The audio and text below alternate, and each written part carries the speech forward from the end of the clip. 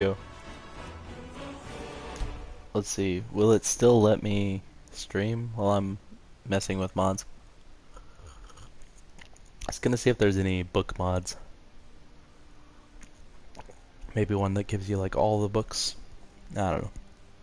See, these are the kind of things that I would make mods for. I'd make mods for stuff like that, or for like bugs.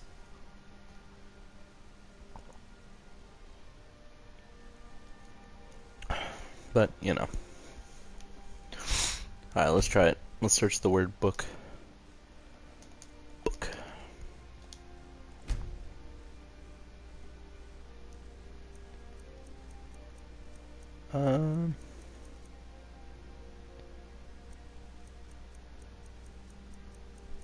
Yeah, there's... What? What is this?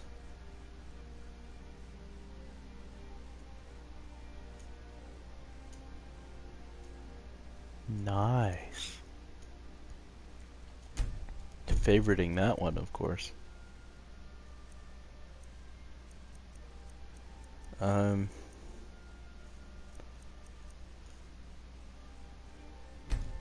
I don't see any for it, but...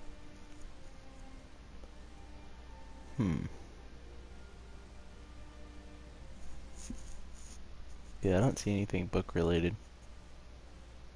This sounds like it could be cool, so I'm gonna favorite it for now. Books and bugs. What is this? This mod fixes a few simple things and changes the title of skill books to represent the skills they offer. Oh, that's cool.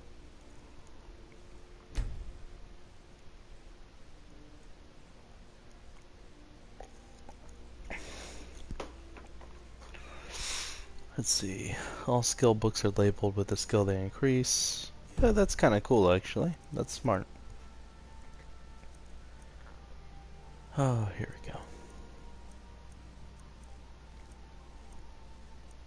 we go. The love story, what is this? Dang, dude.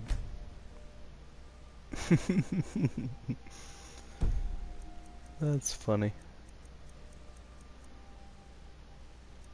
All books have perks. Wait, what? Are you serious? Dude, that sounds kind of OP though. There's so many books.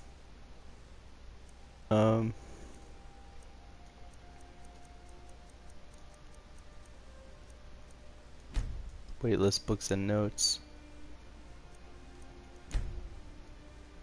Favoriting that one, of course. Yeah, unfortunately there's not one that gives us all the books, so we're just gonna go in and we're gonna read that way. I'm gonna kinda wait until somebody gets into the stream first, but then, you know.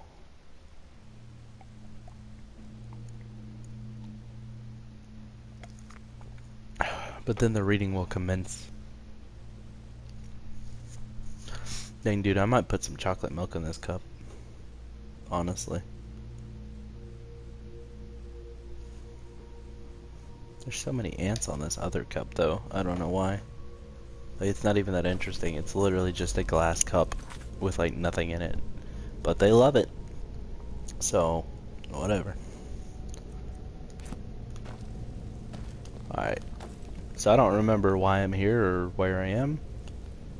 But, steal all the alcohol, of course. Once we get out of here, we'll start the reading. But first I'm gonna have to murder a lot of stuff here. Because, you know, why not? So that'll be cool. But welcome, Cheek Seeker. That name still cracks me up.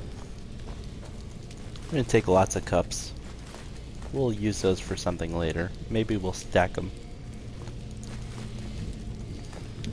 We'll read some books, we'll stack some objects. It'll be cool. It'll be a good time. What's in here? Nothing. Cool.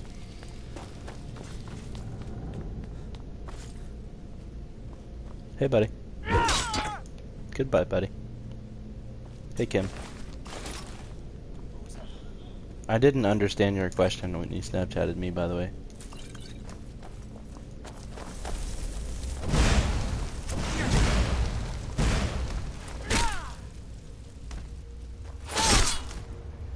And off with his head. I think. I'm pretty sure he doesn't have a head anymore.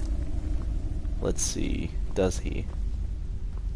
Oh, didn't need to see all that. Good lord. Put that down. Yep, no head. Cool.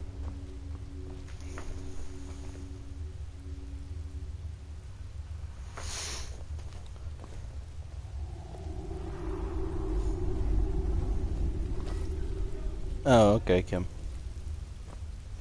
That's fine.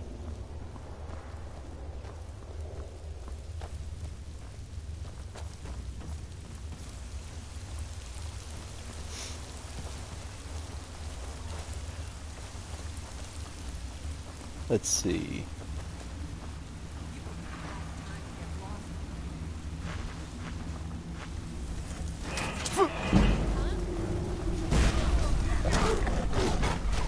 Sorry, I promise this will be a rating stream. Just just let me stop this real quick.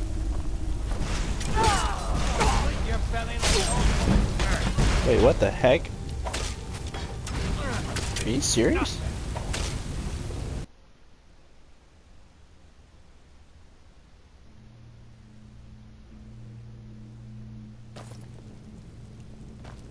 Get Kingdom Come Deliverance. I would like to have Kingdom Come Deliverance, but I can't find it anywhere except for online.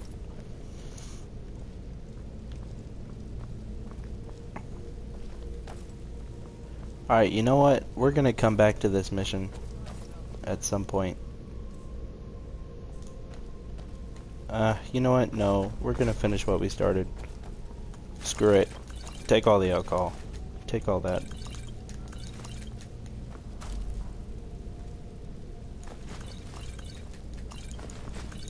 Yeah, man, I guess the retailers didn't think that it would sell that well.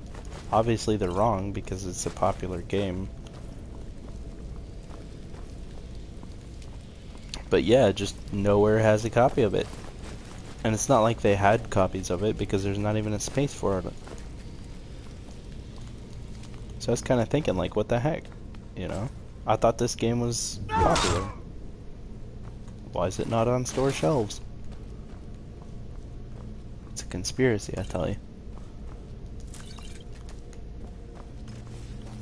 Anyway, long story short, I do want to play it for sure. Looks pretty good. Whoa, didn't mean to fall down there.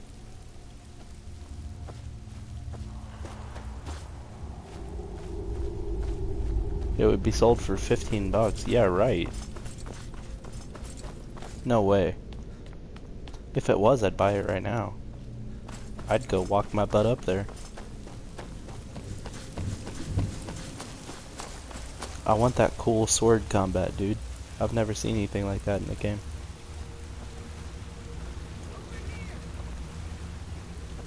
Looks like we got ourselves a hero.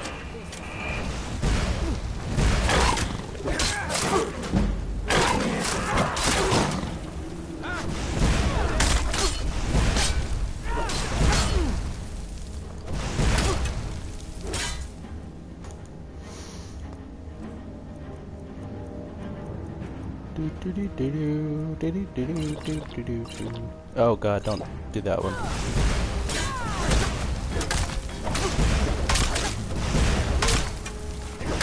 There we go, we're good.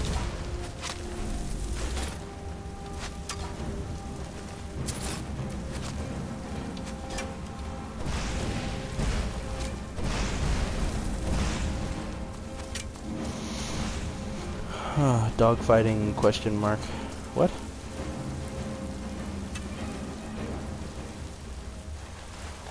Oh, that sucks that he sold the last copy that same day.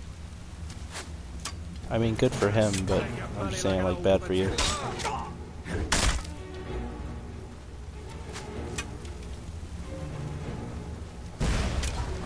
Wait for it. Dang it. No, no, no, no, no, no. Food. Let's eat lots of food. Apple pie. Yep. Baked potatoes. Take some of that.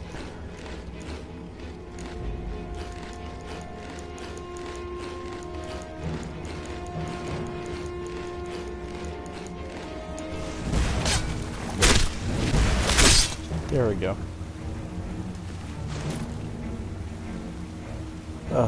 You'll never see that in any other game. There is no other game that I can think of where in the same span of like 10 seconds a character eats like 50 wheels of cheese and like 3 apples and then decapitates someone. Skyrim is the only game that does that, I think. And it's beautiful for it. Wonderful game. Wonderful, wonderful.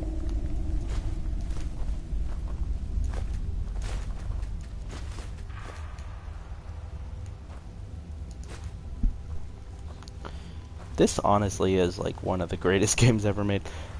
This is actually one of those few cases where I would say that this game is not overrated.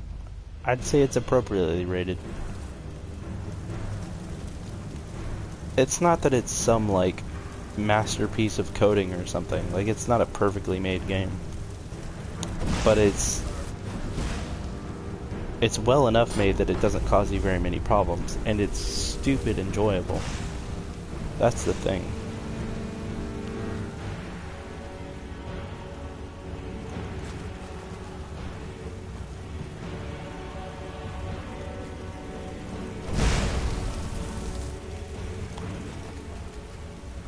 Yeah, I've been getting that recommendation a lot, Kim. I keep seeing that recommended video on my channel. Give me a second and I'll start reading books here. I just wanted to get out of this mission real quick.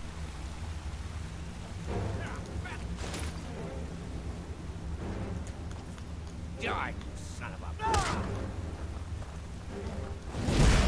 You're your worst.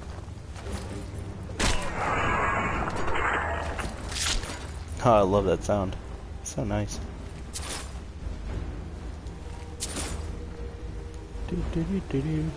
I honestly just came here to pick up like one item, but I had to fight my way through all of this just for that.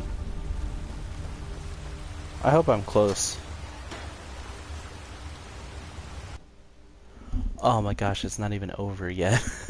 What the heck? At least autosave it, please. There we go. I got my follower. He's got the same weapon as me. It's fully upgraded Dragonbone Warhammer. Once I get some enchantments on it and stuff, it'll be really, really, really powerful. It'll do like 300 something damage.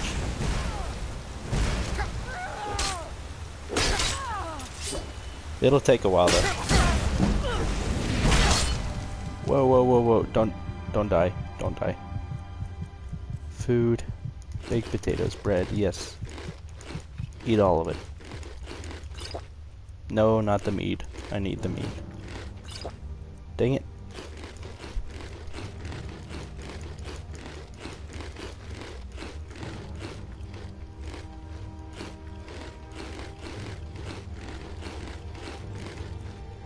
Have a sack of flour. There we go.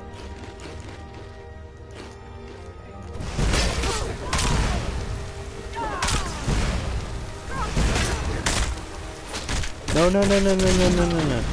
It's nothing. I always thought the fact that the NPCs could do that to you too was just utter nonsense. Like, how is that fair to give the enemies attacks that just instantly kill you, regardless of whether or not your health is all the way down? Like, it's just kind of mechanic breaking to do something like that. I get that the main character can do it, but only if the health is low enough, you know?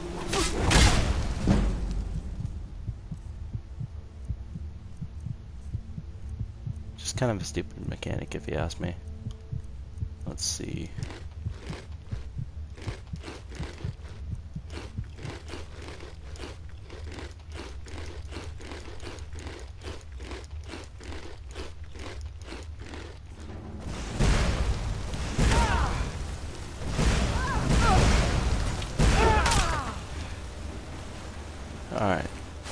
go. Kim, did you leave? I know Cheekseeker's still here, but it says it's only one person now. Rip me, dude.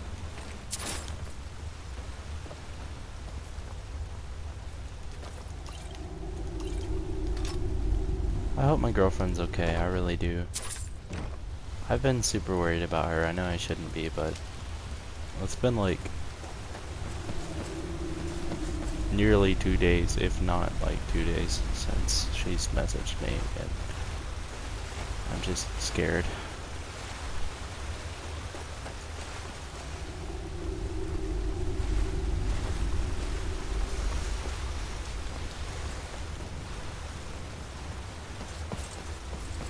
I don't like it.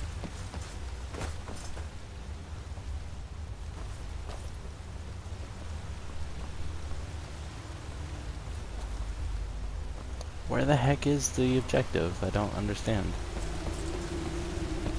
I thought it was this way. Was it not? Maybe down here?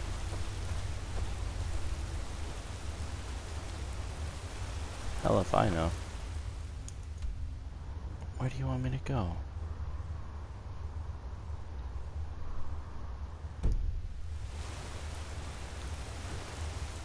So this way? No. Okay, so this way. No. Okay. So down here.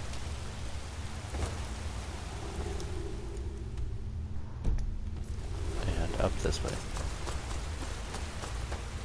Okay. I feel like I'm kind of getting somewhere now.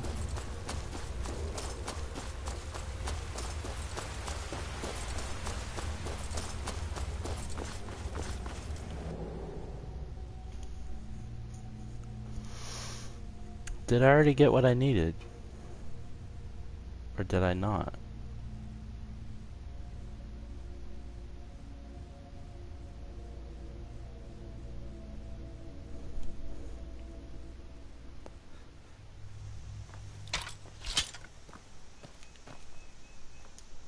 So wait, where's my objective now?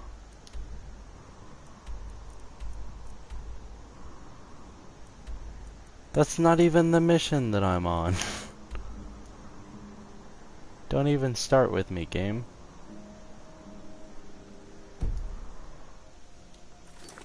What the hell?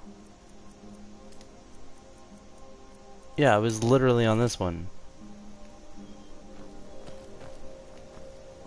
Is that not even anywhere nearby? Oh my god. Okay. Alright, so we're just gonna read now. Let's go to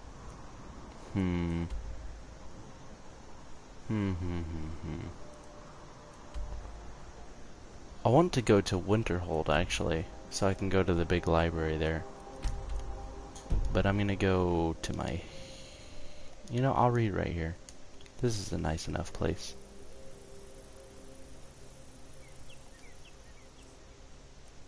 Alright, what books do I have? Oh man.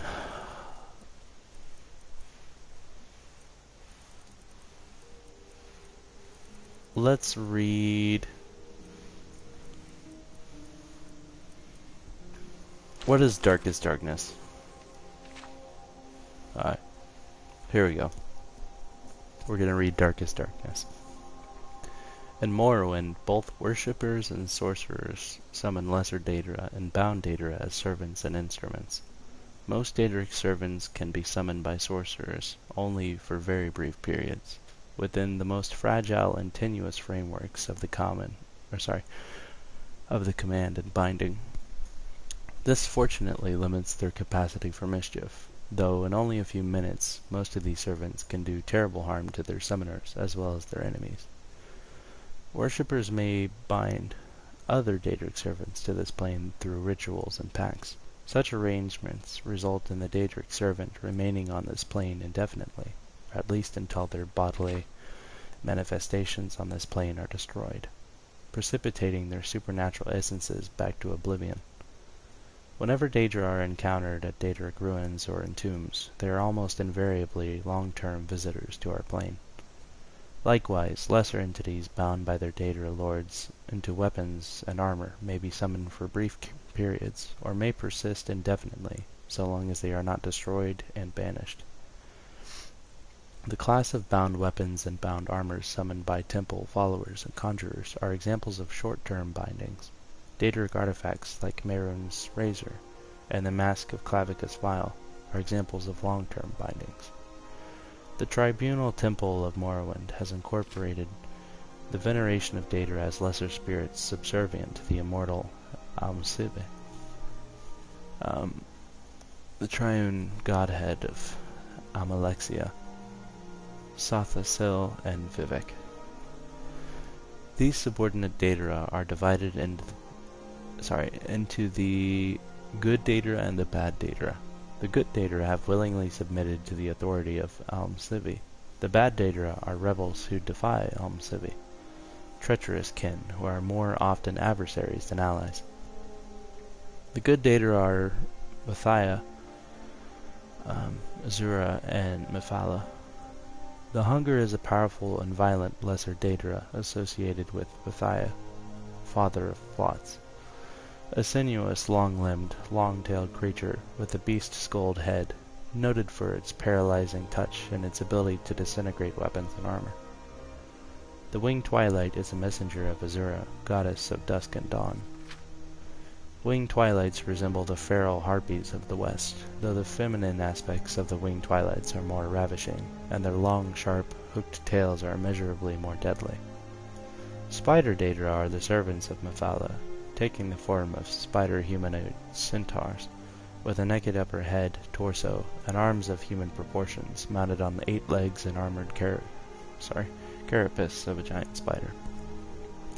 Unfortunately, these Daedra are so fierce and irrational that they cannot be trusted to heed the commands of the spinner. As a consequence, few sorcerers are willing to either summon or bind such creatures in Morrowind. The bad Daedra are Mehrunes Dagon, Malakath, Sheogorath, and Molag-Bal. 3 lesser Daedra are associated with Mehrunes Dagon. The agile and pesky Scamp, the ferocious and beast-like Clanfear, and the noble and deadly Dremora. The crocodile-headed humanoid Daedra, called the Daedra, is a servant of the Molag-Bal. I keep messing up on little stuff, it's kind of funny. While the giant but dim-witted Ogrim is a servant of Malakath. Sheogorath's lesser Daedra, the Golden Saint, a half-clothed human female in appearance, is highly resistant to magic and a dangerous spellcaster. Another type of lesser Daedra often encountered in Morrowind is the Atronach, or elemental Daedra. Atronachs have no binding, kinship, or alignments with the Daedra lords, serving one realm or another at whim, shifting sides according to seduction, compulsion, or opportunity. And that's the last page, I guess. Well, that's cool. I've officially read Darkest Darkness. Oh, that's not bad for a first book. Let's see. Kind of wondering what Immortal Blood is about. Should we read Immortal Blood? Let me know. This is like story time with the woe. It's cool. I enjoy it. Never should have come here. Hey now, chill out.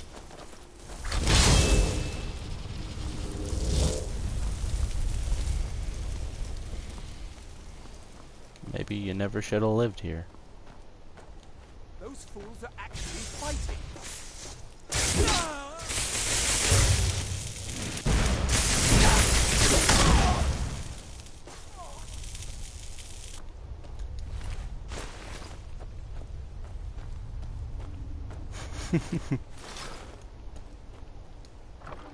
Alright, let's see. What else do we have?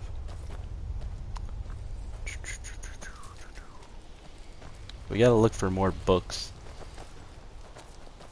But I don't know where a book would be. There might be a book in here. I guess there could be, you know?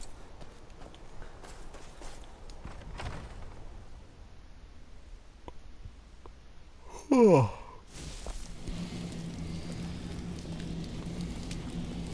I was kind of hoping that Darkening Darkness would be like a storybook, kind of. Unfortunately, it really wasn't. Oh, dang, dude. Let's read this one. This one's short. Complete catalog of enchantments for armor. Heck yeah, I'm gonna enchant later. We better know this. Within this catalog are all the known varieties of armor enchantments the modern mages can cast. No pretense is made that this list is complete. Hold on, this music's too loud. Let's get out of here. Chill out, music. That's some combat music. I need some peaceful music. Get out of here. I'm gonna loot you real quick. Silly storm cloaks.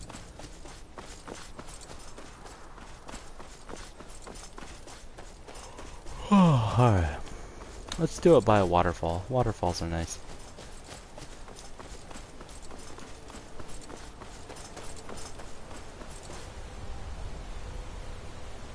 There we go. That's a nice reading spot.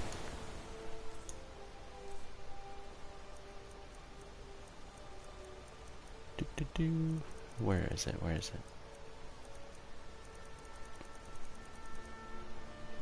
it? Did I actually pick it up? It said catalog. Crap, I didn't.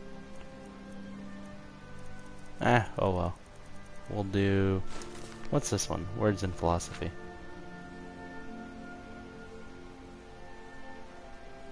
Lady Elena Benek, former master of Valenwood Fighters Guild and head of the Emperor's personal guard in the Imperial City, has been leading a campaign to reacquaint the soldiers of Tamriel with the sword.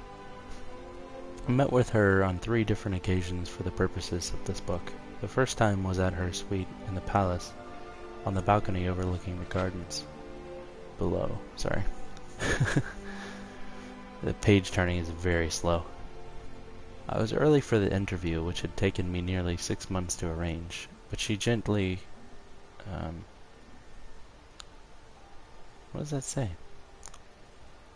Chided me for not being even earlier? I don't know. I've had time to put up my defenses now, she said, her bright green eyes smiling. Lady Benek is a Bosmer and a Wolof, and like her ancestors, took to the bow in her early years. She excelled at the sport, and by the age of 14 she had joined the hunting party of her tribe as a jackspur, a long-distance shooter. During the black year of 396, when the Parak tribe began their rampage through the southeastern Valenwood with the aid of powers from the Somerset Isle, Lady Benek fought the futile battle to keep her tribe's land. I killed someone for the first time when I was 16, she says now. I don't remember it very well.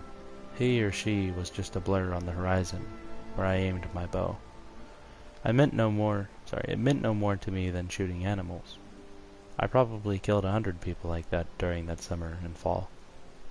I didn't really feel like a killer until that wintertide, when I learned what it was like to look into a man's eyes as he spilled his blood.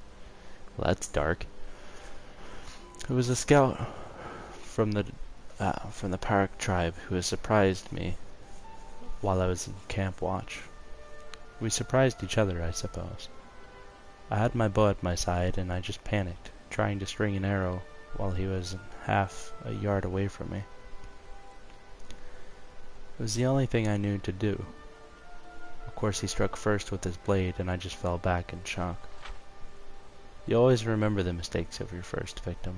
His mistake was assuming because he had drawn blood, and I had fallen, that I was dead. I rushed at him the moment he turned from me toward the sleeping camp of my tribesmen. He was caught off guard, and I wrested his blade away from him. I don't know how many times I stabbed at him. By the time I stopped, when the next watch came to relieve me, my arms were black and blue with strain. There was not a solid piece of him left. I had literally cut him into pieces. You see, I had no concept of how to fight or how much it took to kill a man. Lady Benek, aware of this deficiency in her education, began teaching herself swordsmanship at once. You can't learn how to use a sword in Valenwood, she says, which isn't to say Bosmer can't use blades, but as we're largely self-taught. As much as it burnt when my tribe found itself homeless, pushed in the north, it did have one good aspect. It afforded me the opportunity to meet Red Guards. Studying all manner of weapon wielding under the tutelage of a war... What does that say? Is that a J? No, that's a D. Warde Akor, I guess. Lady Benek excelled. She became a freelance adventurer, traveling through the wilds of southern Hammerfell and northern Valenwood, protecting caravans and visiting dignitaries from the various dangers indigenous to the population. Unfortunately, before we were able to pursue her story of her early years any further, Lady Benek was called away on urgent summons from the Emperor. Such is often the case with the Imperial Guard, and in these troubled times, perhaps, more so than in the past. When I tried to contact her for another talk, her servants informed me that their mistress was in Skyrim. Another month passed, and when I visited her suite, I was told she was in High Rock. To her credit, Lady Benek actually sought me out for a second interview on Sun's Dusk of that year. I was in a tavern in the city called the Blood and Rooster, when I felt her hand on my shoulder. She sat down on that rude table and continued her tale as if it had never been interrupted. She returned to the theme of her days as an adventurer, and told me about the first time she ever felt confident with a sword. I owned at that time an enchanted daikatana, quite a good one, of Daedric metal. It wasn't an original Akavir, not even of design. I didn't have that kind of money, but it served my primary purpose of delivering as much damage with as little effort on my part as possible. Akord had taught me how to fence, but when faced with a life or death situation, I always fell back on the old overhand wallop. A pack of orcs had stolen some gold from a local chieftain in Meditia, I guess. or Medicia. There we go. And I went looking for them in one of the ubiquitous dungeons that dot the countryside in that region. There were the usual rats and giant spiders, and I was enough of a veteran by then to dispatch them with relative ease. The problem came when I found myself in a pitch-black room, and all around me I heard the grunts of orcs nearing in. I waved my sword around me, connecting with nothing, hearing their footsteps coming even nearer. Somehow, I managed to hold back my fear and to remember a simple exercise Master Akor had taught me. I listened, stepped sideways, swung, twisted, stepped forward, swung a circle, turned around, sidestepped, swung. My instinct was right. The orcs had gathered in a circle around me, and when I found a light, I saw that they were all dead. That's when I focused on my study of swordplay. I'm stupid enough to require a near-death experience to see the practical purposes, you see. Lady Benek spent the remainder of the interview responding in her typically blunt way to the veracity of various myths that surrounded her and her career.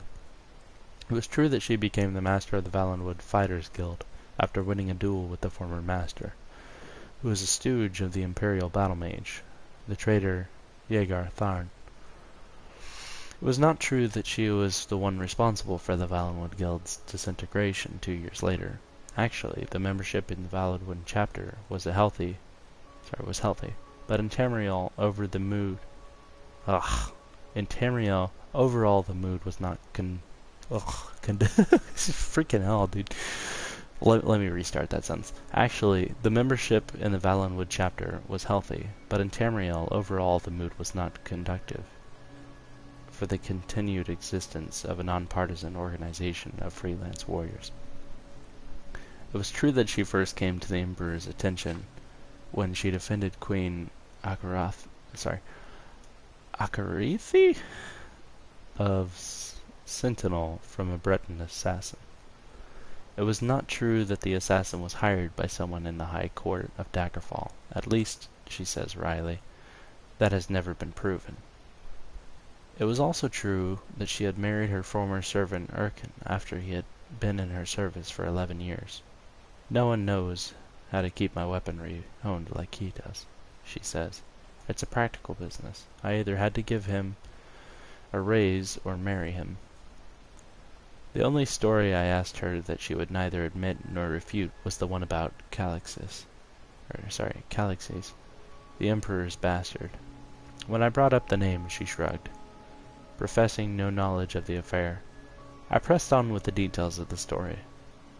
Calixes, though not in line for succession, had been given the archbishopric of the one, a powerful position in the imperial city, and indeed over all Tamriel where that religion is honored. Whispering began immediately that Calixes believed that the gods were angered with the secular governments of Tamriel and the Emperor specifically. It was even said that Calixes advocated full-scale rebellion to establish a theocracy over the empire. It is certainly true, I pressed on, that the Emperor's relationship with Calixes had become very stormy, and that legislation had been passed to limit the Church's authority. That is, up until the moment when Calixes disappeared, suddenly, without notice to his closest of friends. Many said that Lady Benek and the Imperial Guard assassinated the Archbishop Calixes in the sacristy of his church. The date usually given was the 29th of sun's dusk, 3498. Of course, responds Lady Benek, with one of her mysterious grins. I don't need to tell you that the Imperial Guard's position is as protectors of the throne, not assassins. But surely no one has trusted the Guard for such a sensitive operation, I say carefully. Lady Benek acknowledges that, but merely says that such details of her duties must remain secret as a matter of imperial security. Unfortunately, her ladyship had to leave early the next morning, as the Emperor had business down south. Of course, I couldn't be told more specifics. She promised to send me word when she returned so we could continue our interview. As it turned out, I had business of my own in the Somerset Isle, compiling a book of the Sigic order. It was therefore with surprise that I met her ladyship 3 months later in Firsthold. We managed to get away from our respective duties to complete our third and final interview on a walk along the Deseto, the great river that passes through the royal parks of the city. Steering away from questions of her recent duties and assignments, which I guess rightly she was loath to answer, I returned to the subject of sword fighting. Frendar Hunding, she says, lists 38 grips, 750 offensive and 1,800 defensive positions, and nearly 9,000 moves essential to sword mastery. The average hack and slasher knows one grip, which he uses primarily to keep from dropping his blade. He knows one offensive position, facing his target, and one defensive position, fleeing. Of the multitudinous rhythms and inflections of combat, he knows less than one. The ways of the warrior were never meant to be the easiest path. The archetype of the idiot fighter is as solidly ingrained as that of the brilliant wizard and the shrewd thief. But it was not always so. The figure of the philosopher swordsman, the blade-wielding artist, are creatures of the past, together with the sword-singer of the Red Guards, who had said to be able to create and wield a blade but with the power of his mind.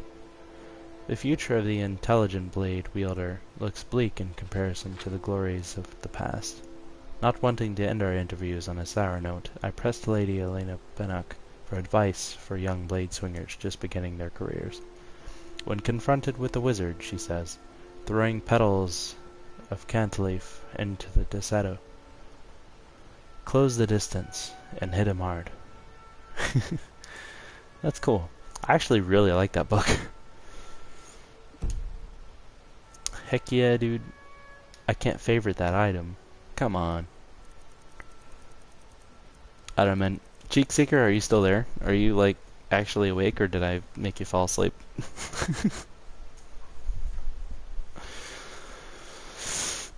Oh, dang, dude.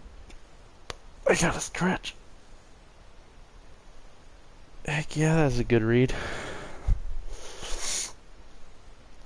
Dude, Skyrim has so much depth, dude. Like, whoever sat down and decided to write all this crap for the game, thank you. Because that's actually a pretty solid book. Like, there was nothing super gamey about that, you know what I mean? Like, there's fantasy elements, but it's pretty genuine the way it's written. It's kind of cool. It's like reading a real book, just really short.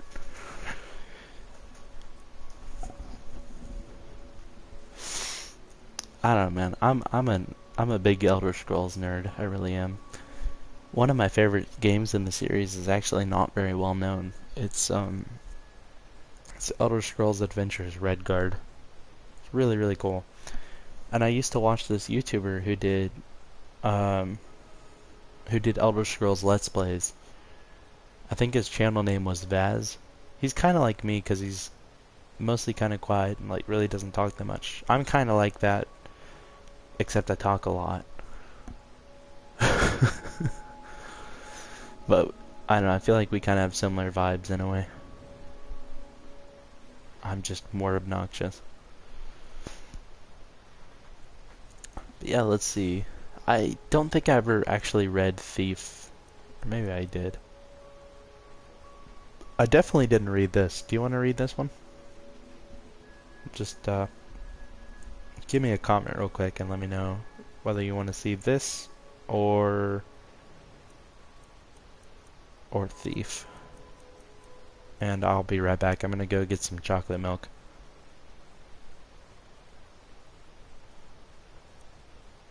Dude, same. When I get a nice PC, I'm actually gonna buy all the older games. I'm also gonna buy Kingsfield, one of the older From Software games, for PlayStation 1, because I have like 2 different PlayStation 1s. Anyway, I'll touch back on that in a second. I'm gonna go get some chocolate milk. Gonna mute my mic for 1 second. And yeah, just go ahead and let me know which one of those books, and I will read it.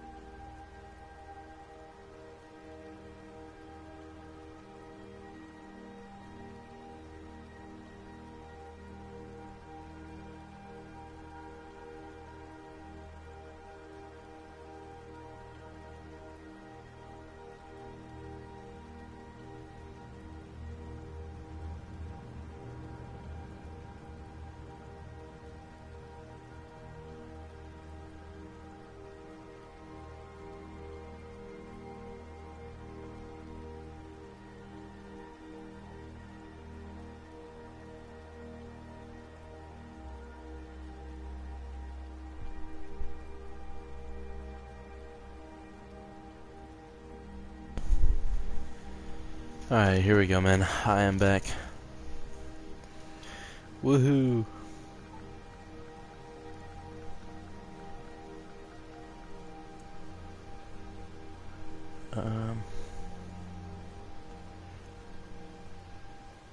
Okay, so yeah, so read this one.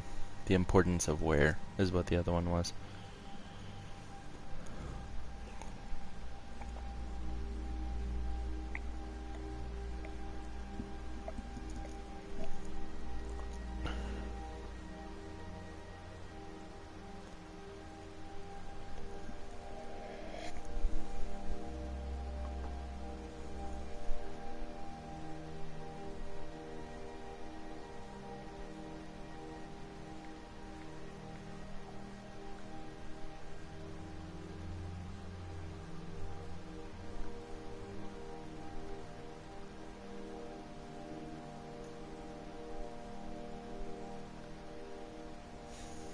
Alright.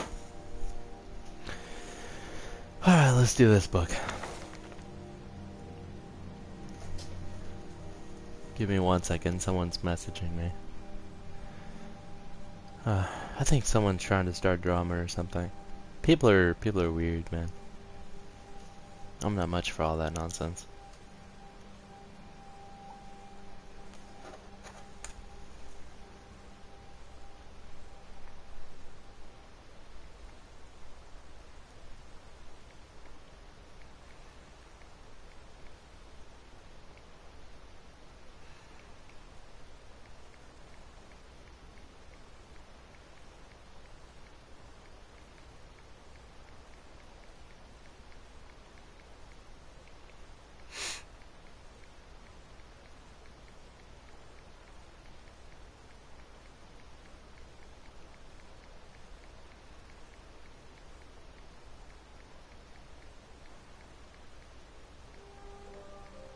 Alright, sorry about that. We're all good, let's read. And I was right, it was drama. So, this book is called The Importance of Where. It says Ancient Tales of the Dwemer, Part 3. By Marvor Saul.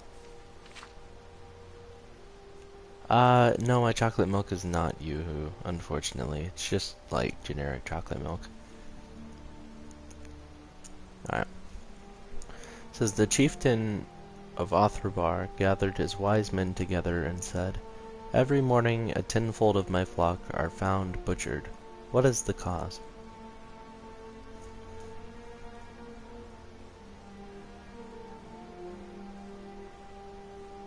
I don't think you can read that one, Bandito 1. Fangbith, the war leader, said, a monster may be coming down from the mountain and devouring your flock. Garak the healer said, a strange new disease perhaps is to blame. Baron the priest said, we must sacrifice to the goddess for her to save us. The wise men made sacrifices, and while they waited for their answers from the goddess, Fangbith went to mentor Yoltereg and said, you taught me well how to forge the cudgel of Zolia, and how to wield it in combat, but I must know when it is wise to use my skill. Do I wait for the goddess to reply, or the medicine to work, or do I hunt the monster which I know is in the mountain? When is not important, said Yoltereg. Where is all that is important? So Fangbith took his Zolik cudgel in his hand and walked far through the dark forest until he came to the base of the great mountain. There he met two monsters, one bloodied with the flesh of the chieftain of Othrabar's flock, fought him while its mate fled. Fangbith remembered what his master had taught him, that where was all that was important. He struck the monster on each of its 5 vital points, head, groin, throat, back, and chest. 5 blows to the 5 points, and the monster was slain. It was too heavy to carry with him.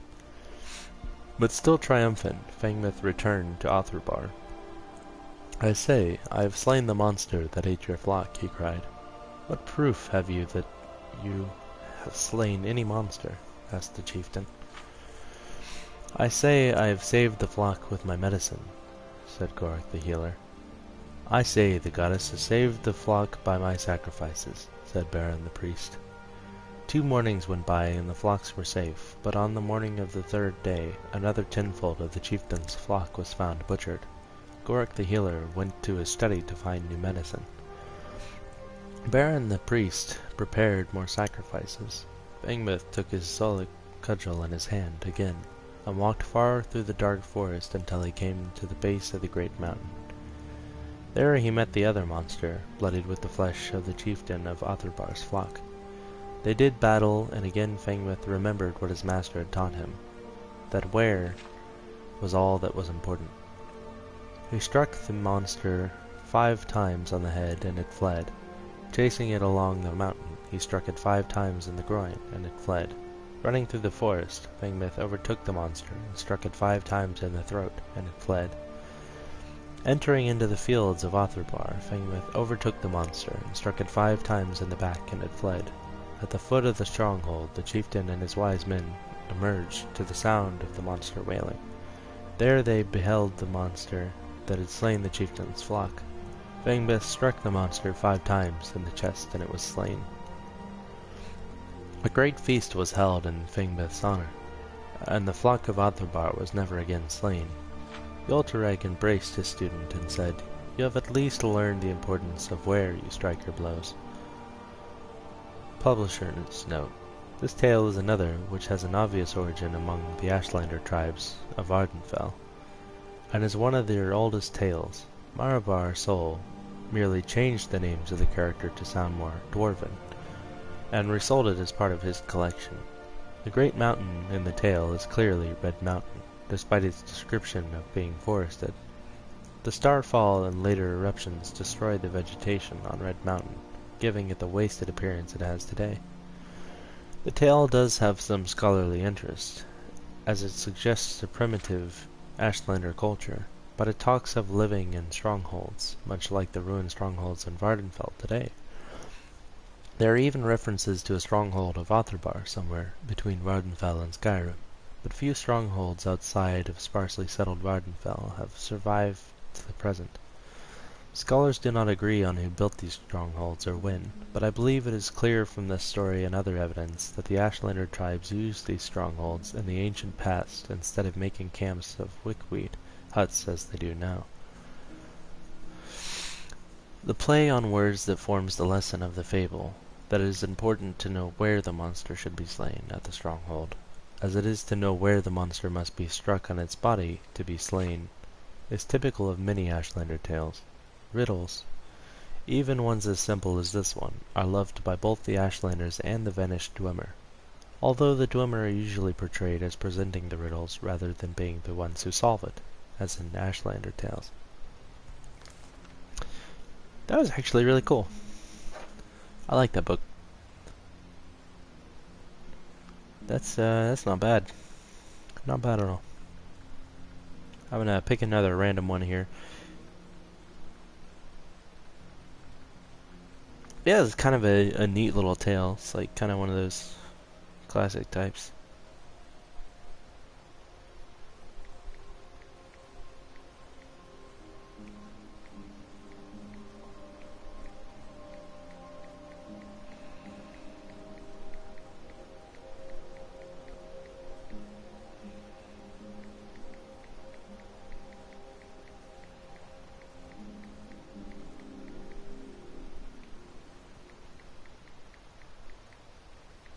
Alright.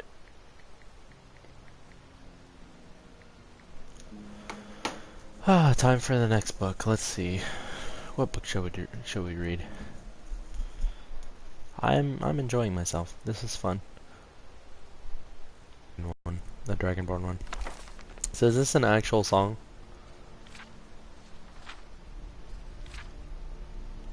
Oh, yeah. I don't feel like singing, I'm sorry. Have you ever read Mysterious Akavir? I don't think I have. I think I've looked at it a lot, but I don't think I've ever actually read it.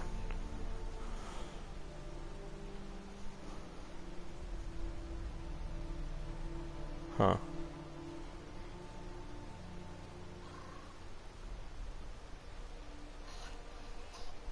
Cool, cool. Well, I guess we'll read Mysterious Akavir. Let's see. Akavir means Dragonland. Tamriel means Dawn's beauty.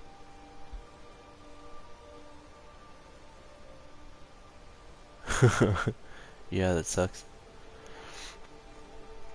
Tamriel means Dawn's beauty. Atmora means Elder Wood. Only the Redguards know what Vokuda mean. Sorry, Vokuda ever meant.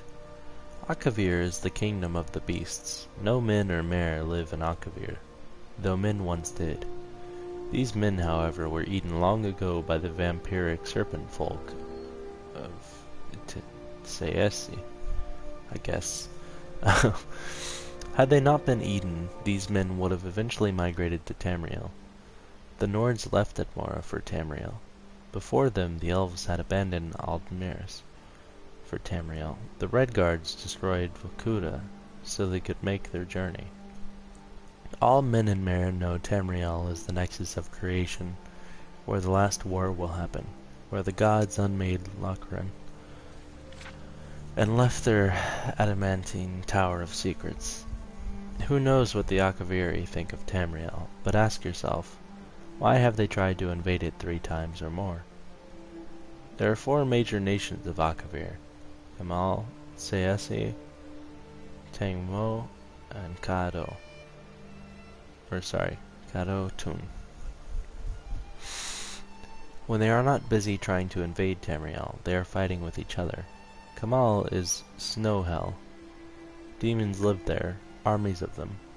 Every summer they thaw out and invade Tangmo, but the brave monkey folk always drive them away. Once, Adasum Yer Kamal, a king among demons, attempted to conquer Morrowind, but Almalexia and the Underking destroyed him at Red Mountain. Seasi is Snake Palace, one of the strongest power in Akavir, before the Tiger Dragon came. The Serpent Folk ate all the men of Akavir a long time ago, but still kind of look like them. They are tall, beautiful, if frightening, covered in golden scales and immortal. They enslaved the goblins of the surrounding isles, who provide labor and fresh blood. The holdings of Seasi are widespread. When natives of Tamriel think of the Akaviri, they think of the Serpent Folk, because one ruled the Cyrodiilic Empire for 400 years in the previous era. He was Potentate Residua Shai, assassinated by the Murag Tong. Tangmo is the 1,000 Monkey Isles. There are many breeds of monkey folk, and they are all kind, brave, and simple, and many are also very crazy. They can raise armies when they must, for all the other Akaviri nations have, at one time or another, tried to enslave them. They cannot decide who they hate more, the snakes or the demons, but ask one and he will probably say snakes. Though once bitter enemies, the monkey folk are now allies with the tiger folk of Kado Tun.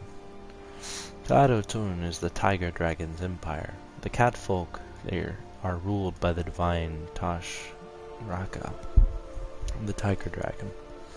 They are now a very great empire, stronger than Seasi, though not at sea. After the serpent folk ate all the men, they tried to eat all the dragons. They managed to enslave the red dragons, but the black ones had fled to Vin Dotun. A great war was raged, which left both the cats and the snakes weak, and the dragons all dead.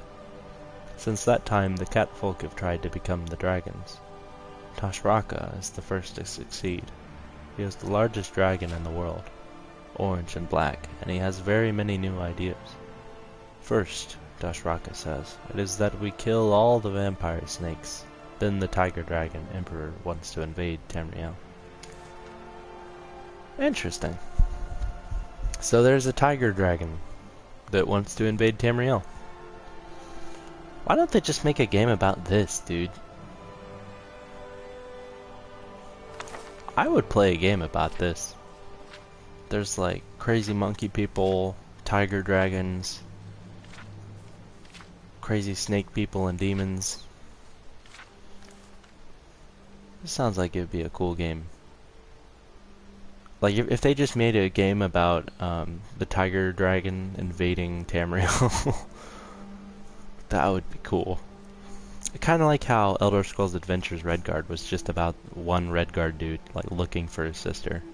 They could very easily make a game like that, like Elder Scrolls Adventures Akavir or something.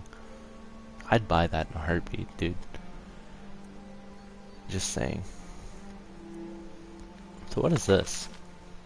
Is this like a song or an actual book? Yeah, that's an actual book.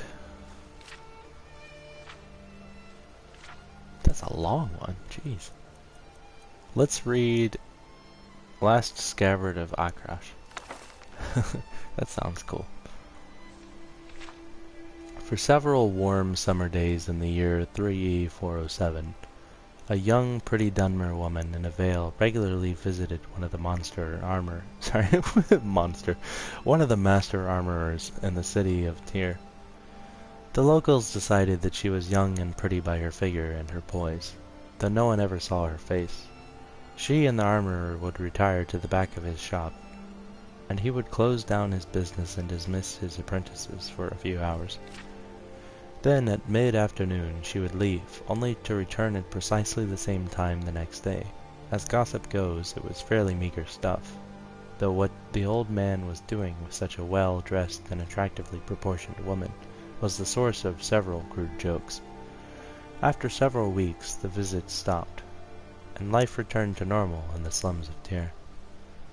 It was not until a month or two after the visits had stopped that in one of the many taverns in the neighborhood, a young local tailor, having imbibed too much sauce, asked the armorer, "So whatever happened to your lady friend? You break her heart?" The armorer, well aware of the rumors, simply replied, "She is a proper young lady of quality. There was nothing between her and the likes of me." "What was she doing at your shop every day for?" asked the tavern wench, who had been dying to get the subject open. "If you must know," said the armorer, "I was teaching her the craft."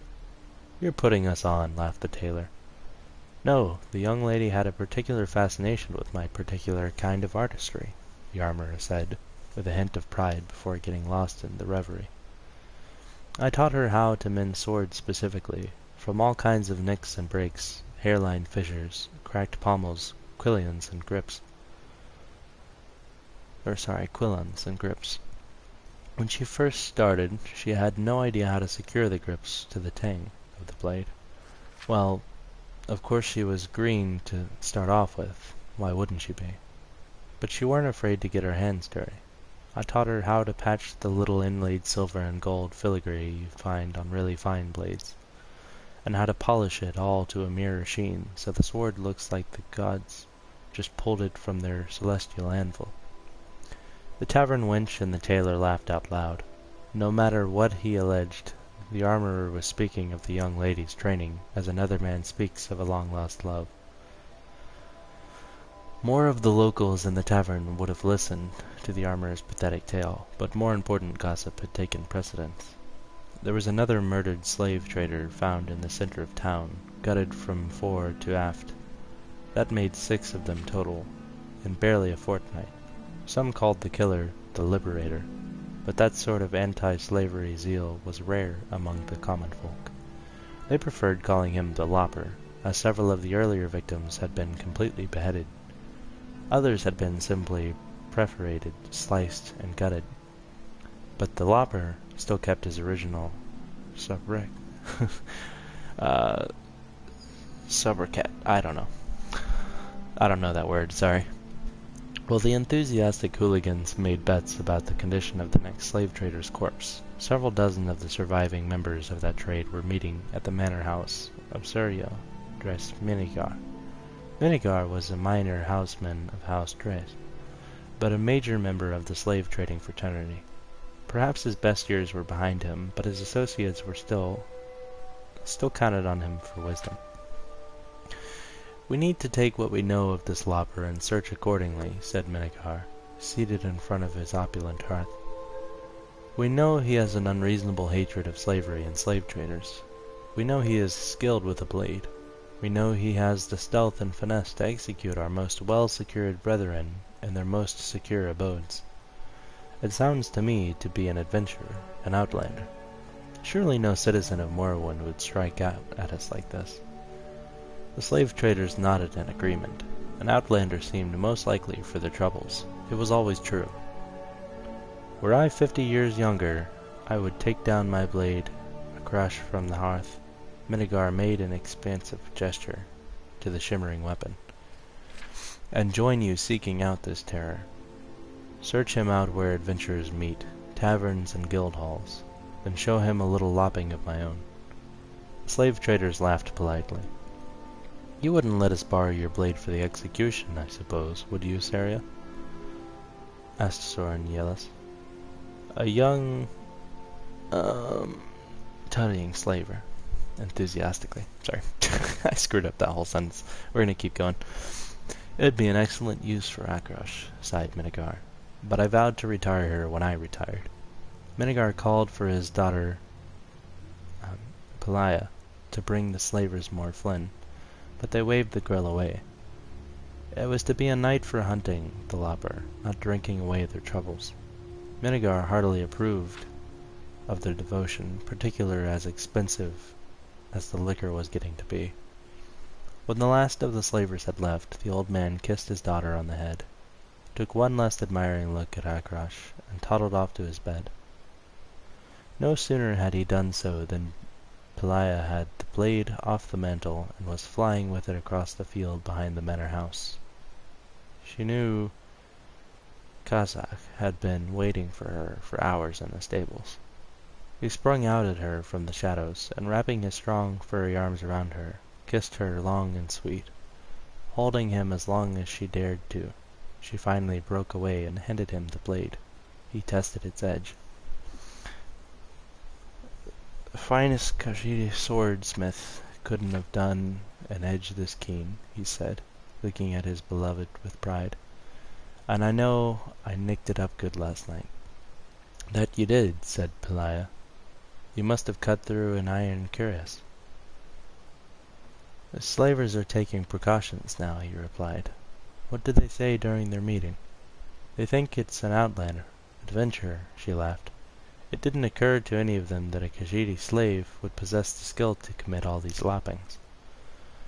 And your father doesn't suspect that his dear Akrosh that is striking into the heart of oppression? Why would he, when every day he finds it fresh as the day before? Now I must go before anyone notices I'm gone. My nurse sometimes comes in to ask me some detail about the wedding, as if I had any choice in the matter at all.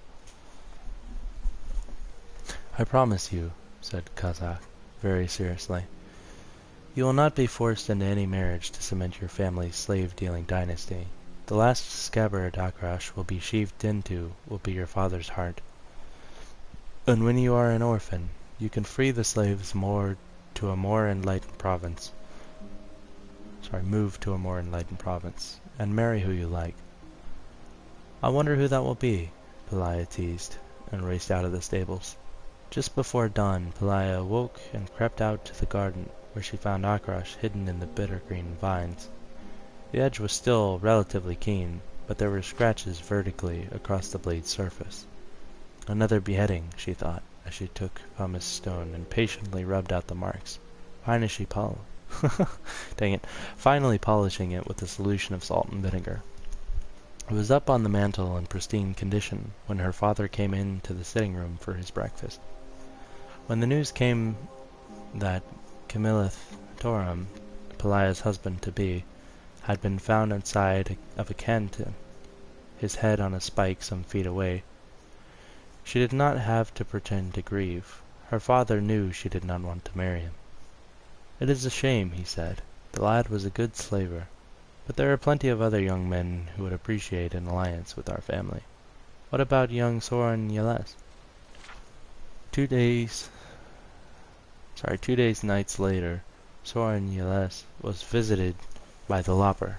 The struggle did not take long, but Soren had armed himself with one small defense, a needle dipped in the ichor of poison plant, hidden up his sleeve.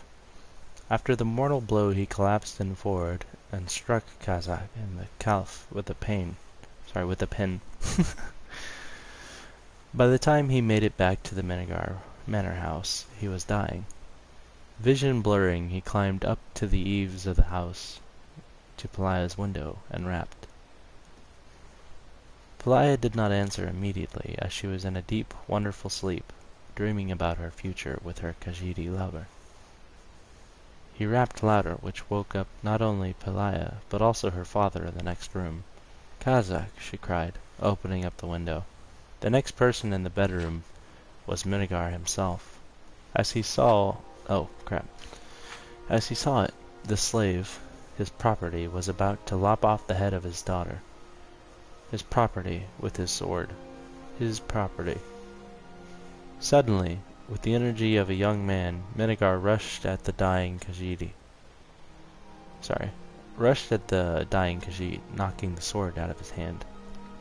Before Pelaya could stop him, her father had thrust the blade into her lover's heart.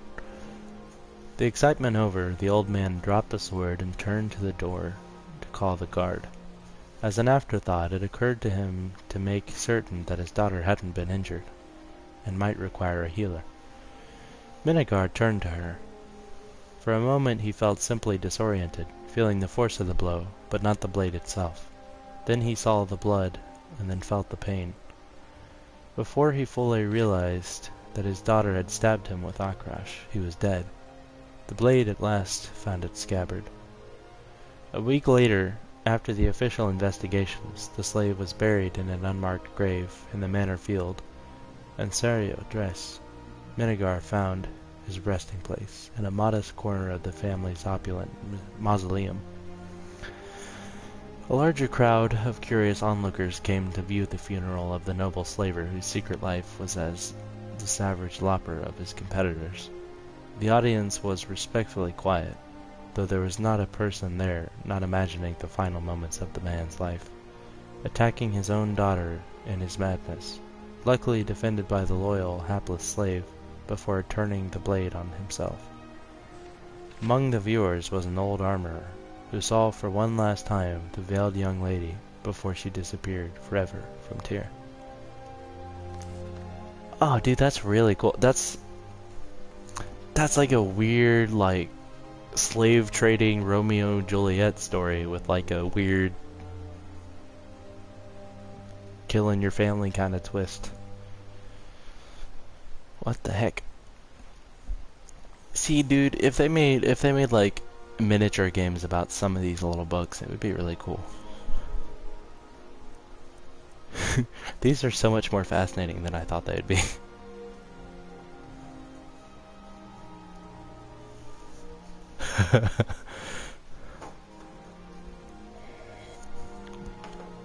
But thank you to Susan Benek, or Benek.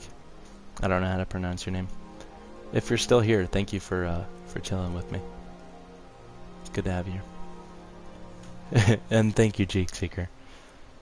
I'll be here if you need a book report. I thought about reading real books on the channel, but there's issues with copyright. So I'd have to read books before copyright law was in place, or get permission from the author. Otherwise I can't monetize it or anything. And I may get a copy strike from that. Let's see what this is.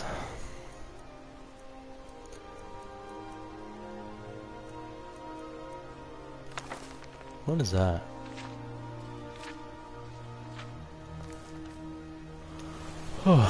Let's go to the library. Heck yeah. I'm gonna put away our weapon. We don't need that right now. This is a peaceful journey.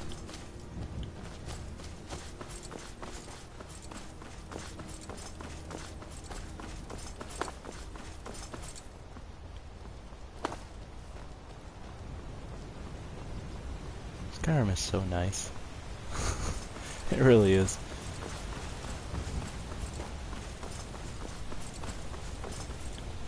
Who's this guy? Important deliveries to make. No time for chatting. Okay.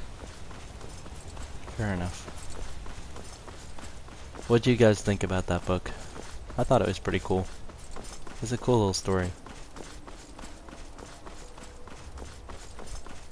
There's gonna be a ton more books at the big library over there. I don't remember exactly where it is though. I think it's in that city. I think it's in Winterhold or whatever.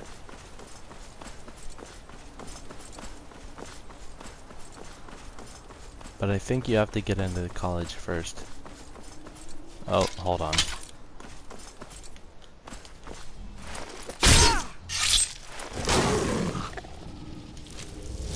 Anyway.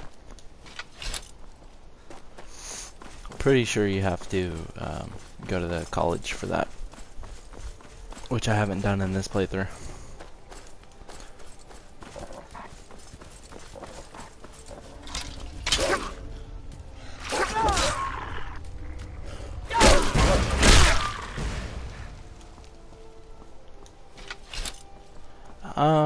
My favorite Skyrim book, I really don't know so far. I'm really starting to like several of them. I've only read a few previously.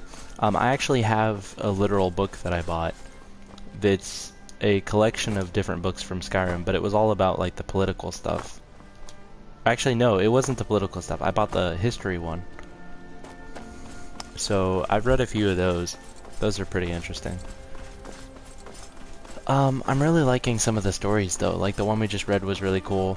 I think the one I like most so far is probably that one about the, I think it's Mysterious Akavir. The one about like the monkey people and the tiger dragon and all that cool stuff. That was a really, really neat one. Gosh dang it. Get out of here, wolves.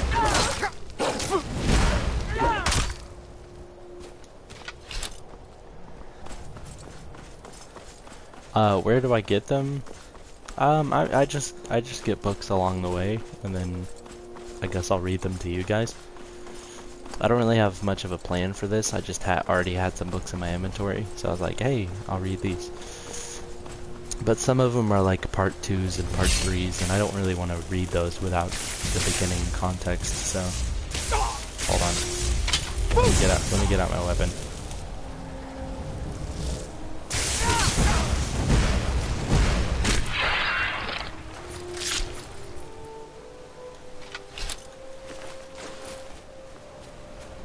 Anyway, so yeah, I'm gonna try to go to the library in the College of Winterhold, and hopefully they'll have a bunch more books. They should have all kinds of stuff. I just can't take anything. I just have to look at it all.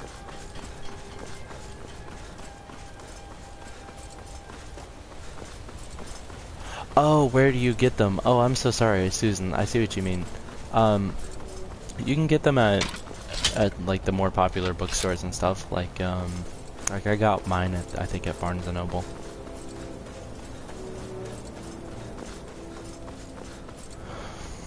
Yeah, they have one that's like history books from Skyrim. They have one that's about like people, and they have another one that's about like something else, maybe like political stuff from Skyrim or something. They have several different types. I think some of them are about people, some are about like animals, some are about history.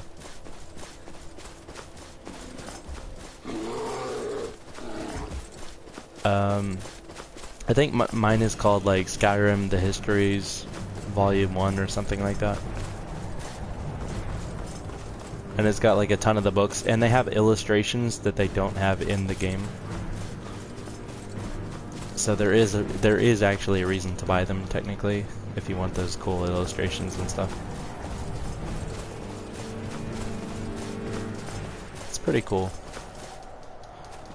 I'm kind of an Elder Scrolls nerd and also kind of a Dark Souls nerd. Those are probably my two favorite series. I'm really into like dungeon crawler RPGs and like goofy fantasy stuff. I don't know why. I never was when I was younger, but I really like it now.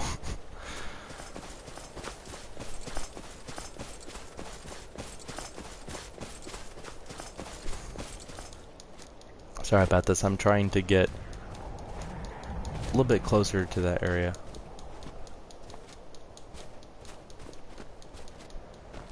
That's cool, Susan.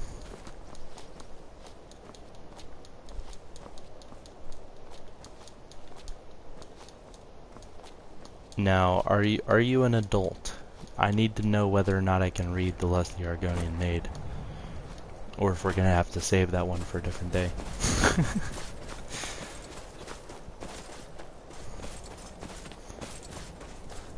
I'm kidding, of course. Oh, you have Bloodborne? That's cool. I'm on like my 5th or 6th playthrough of Bloodborne. I have the platinum on that one. It's a really good game.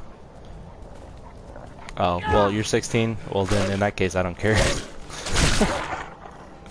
I was joking anyway.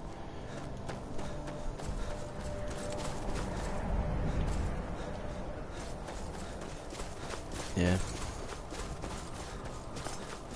To be fair, I know you guys don't really know how old I am, but I'm 19.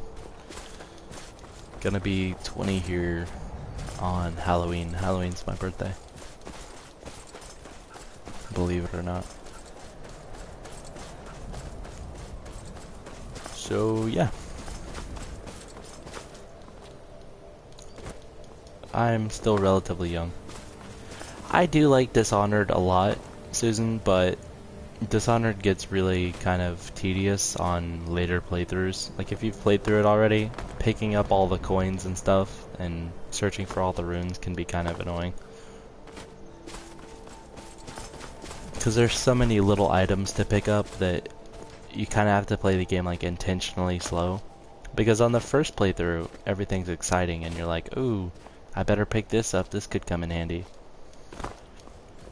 But then on later playthroughs, you're like, yeah, I gotta pick this up, it's gonna help.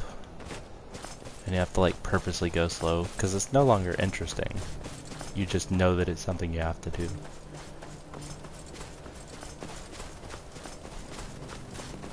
I don't know if that makes sense.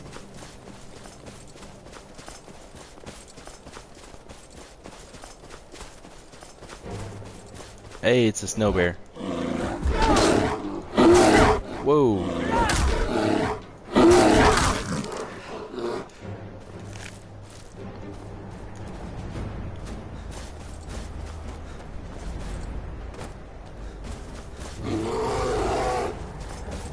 Snow bear, you better get out of here.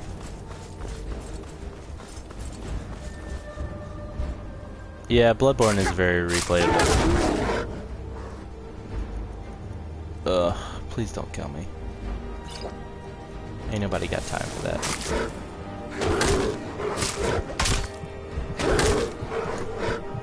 No, no, no, no, no, no. Plentiful healing, there we go.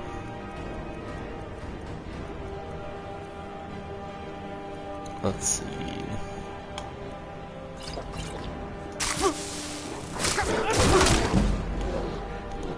There we go. And perfect, that gives me an extra heal. And boom. Bring the stamina up to 200. How high is heavy armor now? Not quite where I need it, but oh well. What's my favorite weapon in Bloodborne? I used the Kirk hammer for most of the playthrough, and then I played with the Whirlig Exal as my primary later on. I also really like the boom hammer for fighting beasts. It's actually way better than you'd expect. Really good for Lady Maria as well. This is what we need. This perk right here. If we can upgrade two-handed a little bit more, we're going to be doing some serious damage. But we finally made it to the city, so we can go check out the library. If they will let us in.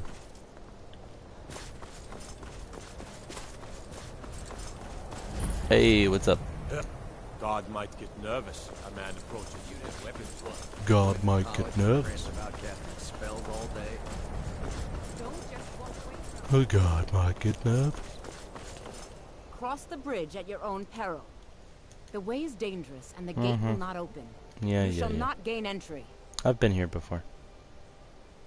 Oh, most will. This is the College of Winterhold. A safe haven, perhaps. But what is it you expect to find within? Ah, the immortal plane. It would seem that the college has what you seek. Not just any... a small test, if you will. No, I'm afraid I don't know anything of the sort. Excellent. The fear spell has saved the life of many an illusion mage. If you could cast it on the seal here on the ground, that would prove your skill. So this is the fabled college. I look forward to it. Do I have the fear spell?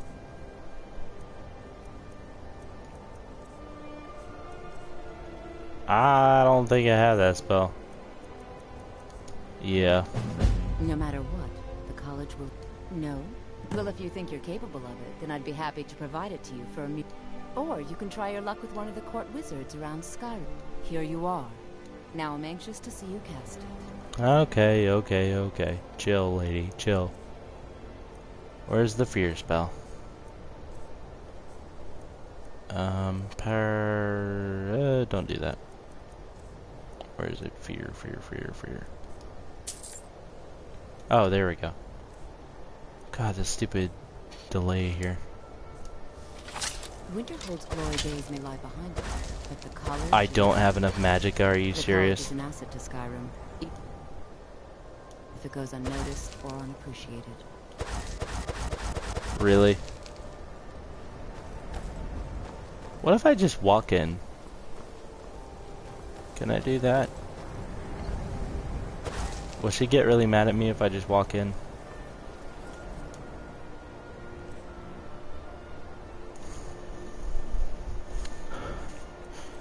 Probably. I don't think I should test it. So it cost 134. What if I put on something that like changes how much it costs?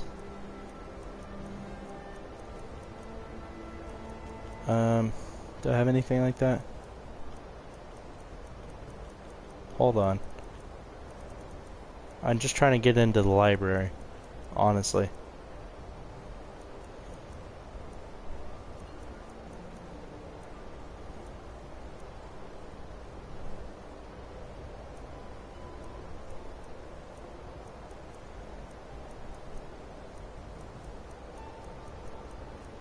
I need one for illusion.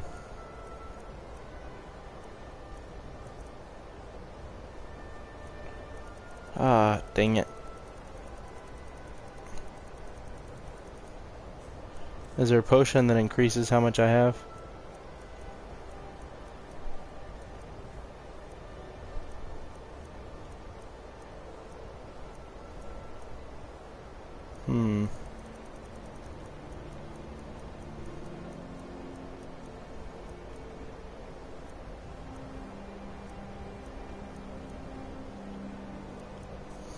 Dang it.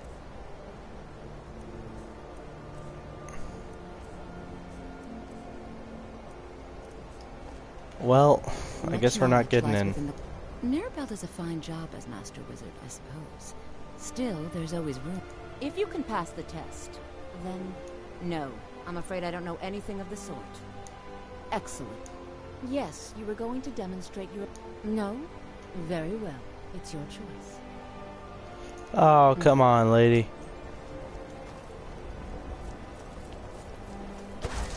Just because I haven't upgraded spells at all.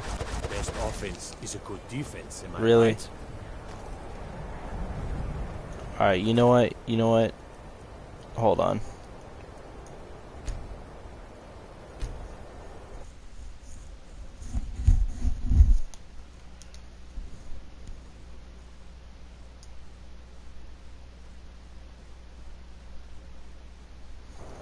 We're gonna see if there's a mod.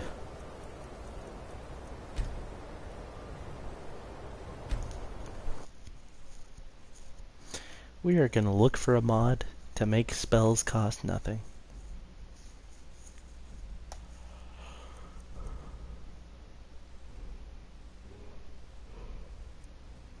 Oh, because your speech skill has to be higher, I guess.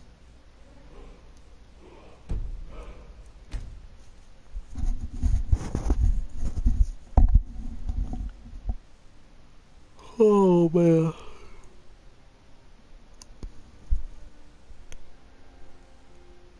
If you haven't already, by the way, please do subscribe and hit the bell button and all that nonsense. I hate saying that, but it does help. I've had this channel for like 5 or 6 years. So let's see. Magica, I guess.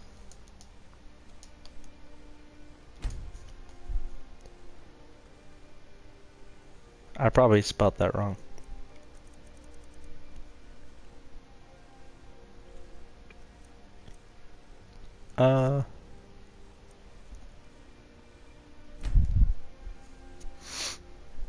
Let's see. Alcohol. What?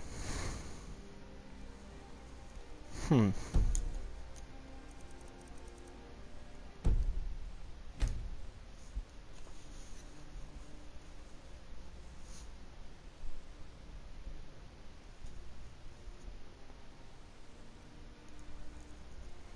Let's see. Cheek Seeker, are you still here?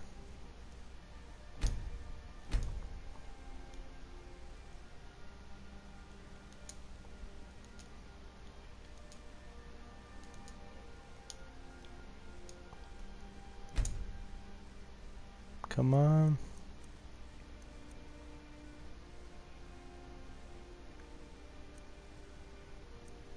Yeah, same.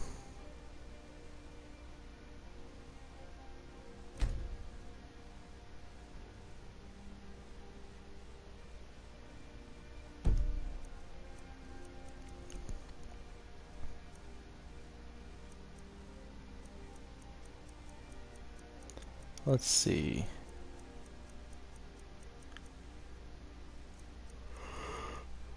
Hmm.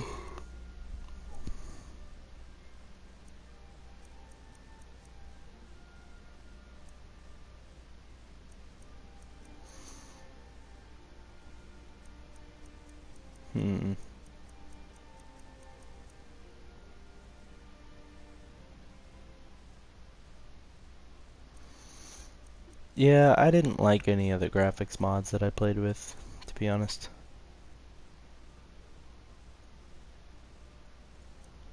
Well, I don't see one. Basically, all the mods that I've wanted, like, have not existed. Which sucks.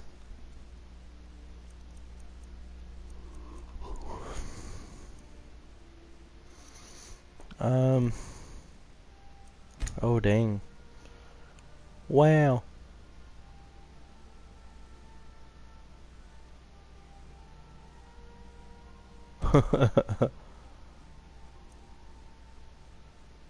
Oh, I don't normally use one. I'm not currently using one. I've used a couple of them though. Um,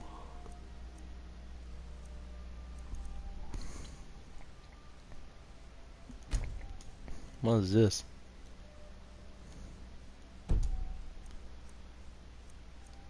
Um,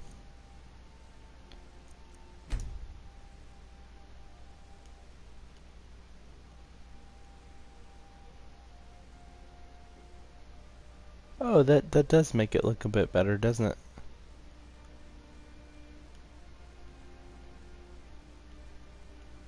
Huh. That's cool.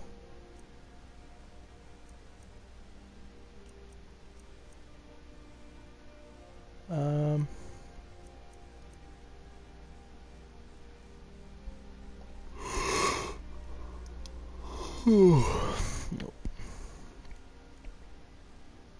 oh, okay.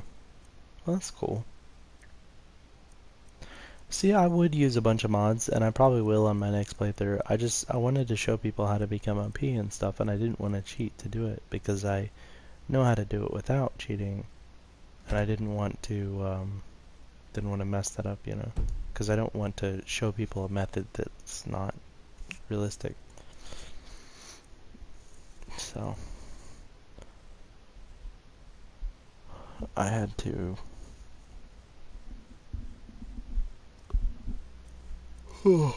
I had to kind of change things up for that reason.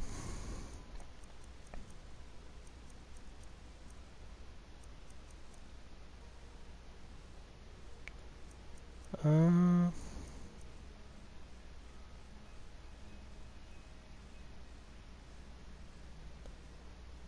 I don't know.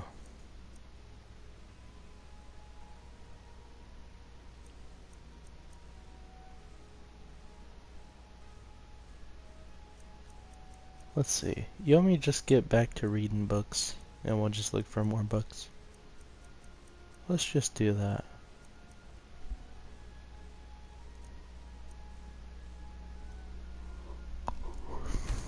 This sounds like a great mod.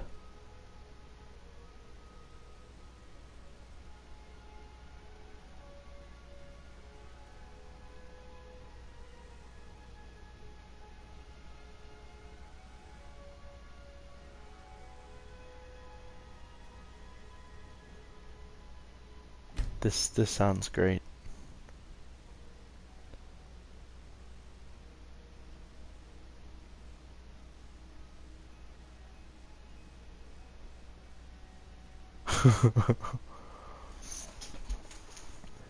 This sounds like the kind of useless mod that that I really need in my life.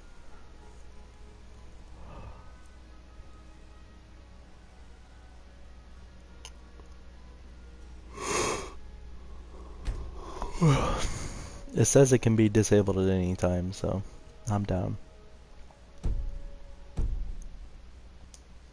Hell yeah.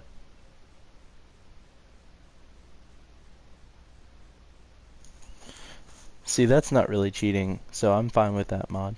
As long as the mod isn't like fundamentally changing really important stuff about the game, I don't care. But if it's something silly like that, like, ooh, I can jump higher.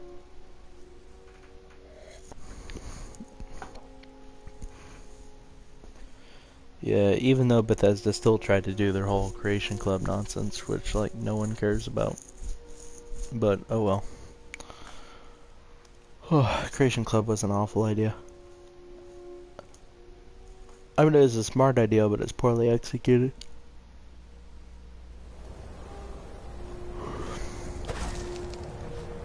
Whoa! They weren't kidding about that jumping.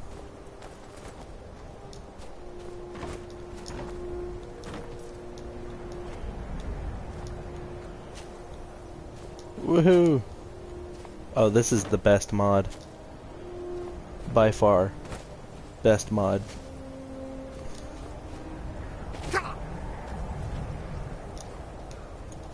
This allows me to do things I've never wanted to do.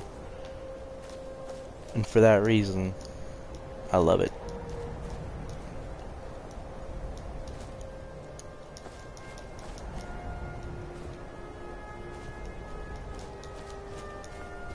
Best mod I've ever seen.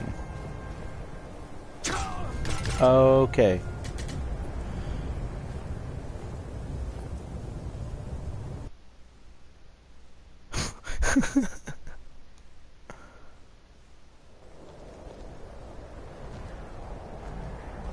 Oh, you bought some Creation Club stuff? Rip. Alright, let's read some more books in the middle of the wind here. Actually, let's do it indoors. Let's go to a tavern. Nervous. A man approaches with his weapons. I feel like that'd be nice. We should do a Skyrim video. I'm sorry, could you describe the smell? Where it's just like real life kind of role play. We just go around and chill. Exploded. What did you do? What are you doing now? I've already corrected it for future experiments. This is why people have a problem with your college, Nilligar. Listen to that pretty music in the background.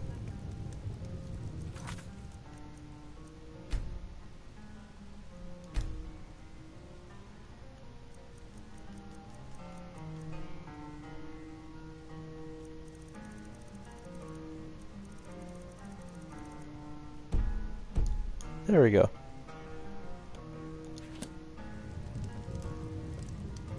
That's relaxing.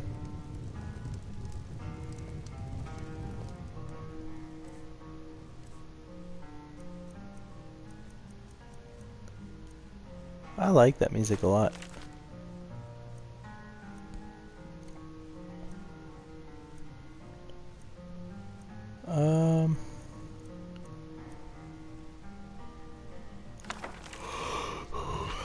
How long? Oh, that's not very long. Let's read that one. In her 29th summer of life, Fiore the huntress met the warlord Holgir on the field of battle. None remember what they fought over, for their love to come was so great it overshadowed all rivalries and disputes.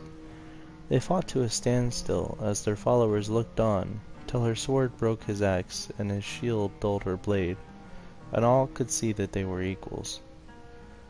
As the eagle finds its mates, so too did Fiore find hers in Holgir, and the time of peace came to the clans of the forest. But as the summer's warmth gives way to winter's chill, so too would this place pass.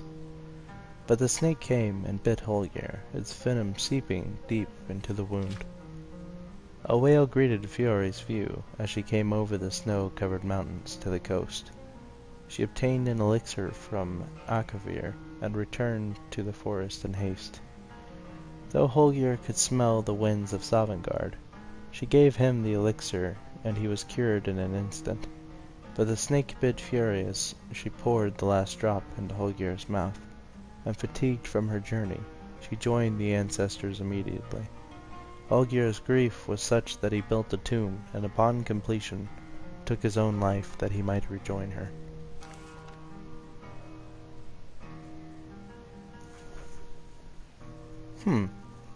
That was interesting. So that was like a proper Romeo and Juliet kind of thing. Kind of ironic though that she gets bit by the snake like right at the last second.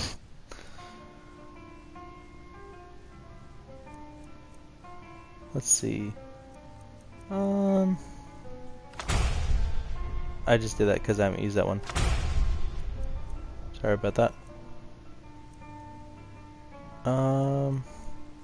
Let's read Thief. I don't think I've properly read Thief.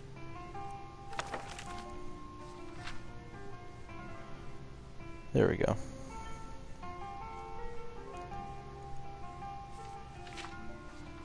How long is it? That's actually fairly long. That'll probably be cool.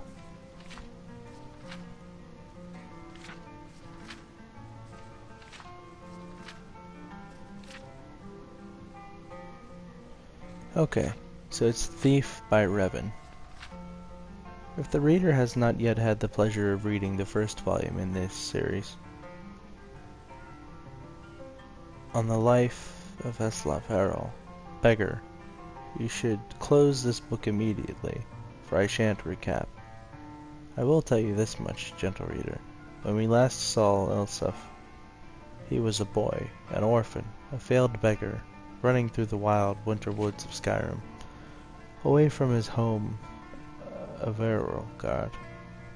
He continued running, stopping here and there for many more years, until he was a young man. Elsef discovered that among the ways of getting food, asking for it was the most troublesome, for easier was finding it in the wilderness or taking it from an unguarded market stall. The only thing worse than begging to get food was begging for the opportunity to work for the money to buy it. That seemed needlessly complicated. No, as far as Elsef was concerned, he was best off being a scavenger, a beggar, and a thief. He committed his first act of thievery shortly after leaving Errolgard, while in the southern woods of Tamberkar, in the rugged land near Mount Jensen, just east of the village of Horveld. Elsef was starving, having not eaten anything but a rather scrawny raw squirrel in 4 days, and he smelled meat cooking and then found the smoke. A band of minstrel bards was making camp. He watched them from the bushes as they cooked, and joked, and flirted and sang. He could have asked them for some food, but so many others had refused him before. Instead, he rushed out, grabbed a piece of meat from the fire, and wincing from the burns, scrambled up the nearest tree to devour it while the bards stood under him and laughed. "What is your next move, thief?" giggled a fair, red-headed woman who was covered with tattoos. "How do you intend to disappear without us catching and punishing you?" As the hunger subsided, Elsef realized she was right.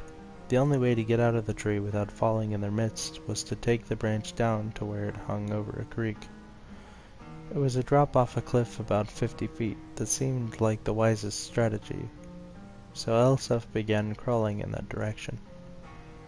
"You do know how to fall, boy," called out a young Khajiit, but a few years older than Elsef, thin but muscular, graceful in his slightest movements. "If you don't, you should just climb down here and take what's coming to you. It's idiotic to break your neck when we just give you some bruises and send you on your way." "Of course I know how to fall," Elsef called back, but he didn't. He just thought the trick of falling was to have nothing underneath you and let nature take its course. But 50 feet up, when you're looking down, is enough to give anyone pause. "I'm sorry to doubt your abilities, Master Thief," said the Khajiit, grinning. "Obviously, you know how to fall, feet first, with your body straight, but loose to avoid cracking like an egg. It seems you are destined to escape us." Elsef wisely followed the Khajiit's hints, and leapt into the river, falling without much grace, but without hurting himself. In the years that followed, he had make several more drops from even greater heights, usually after a theft, sometimes without water beneath him, and he improved the basic technique. When he arrived in the western town of Jotunheim, on the morning of his 21st birthday, it didn't take him long to find out who was the richest person, most deserving of being burgled. An impregnable palace in a park near the center of town was owned by a mysterious young man named Suibud. Elsef wasted no time in finding the palace and watching it. A fortified palace, he had come to learn, was like a person, with quirks and habits beneath its hard shell. It was not an old palace. Evidently whatever money this Suibud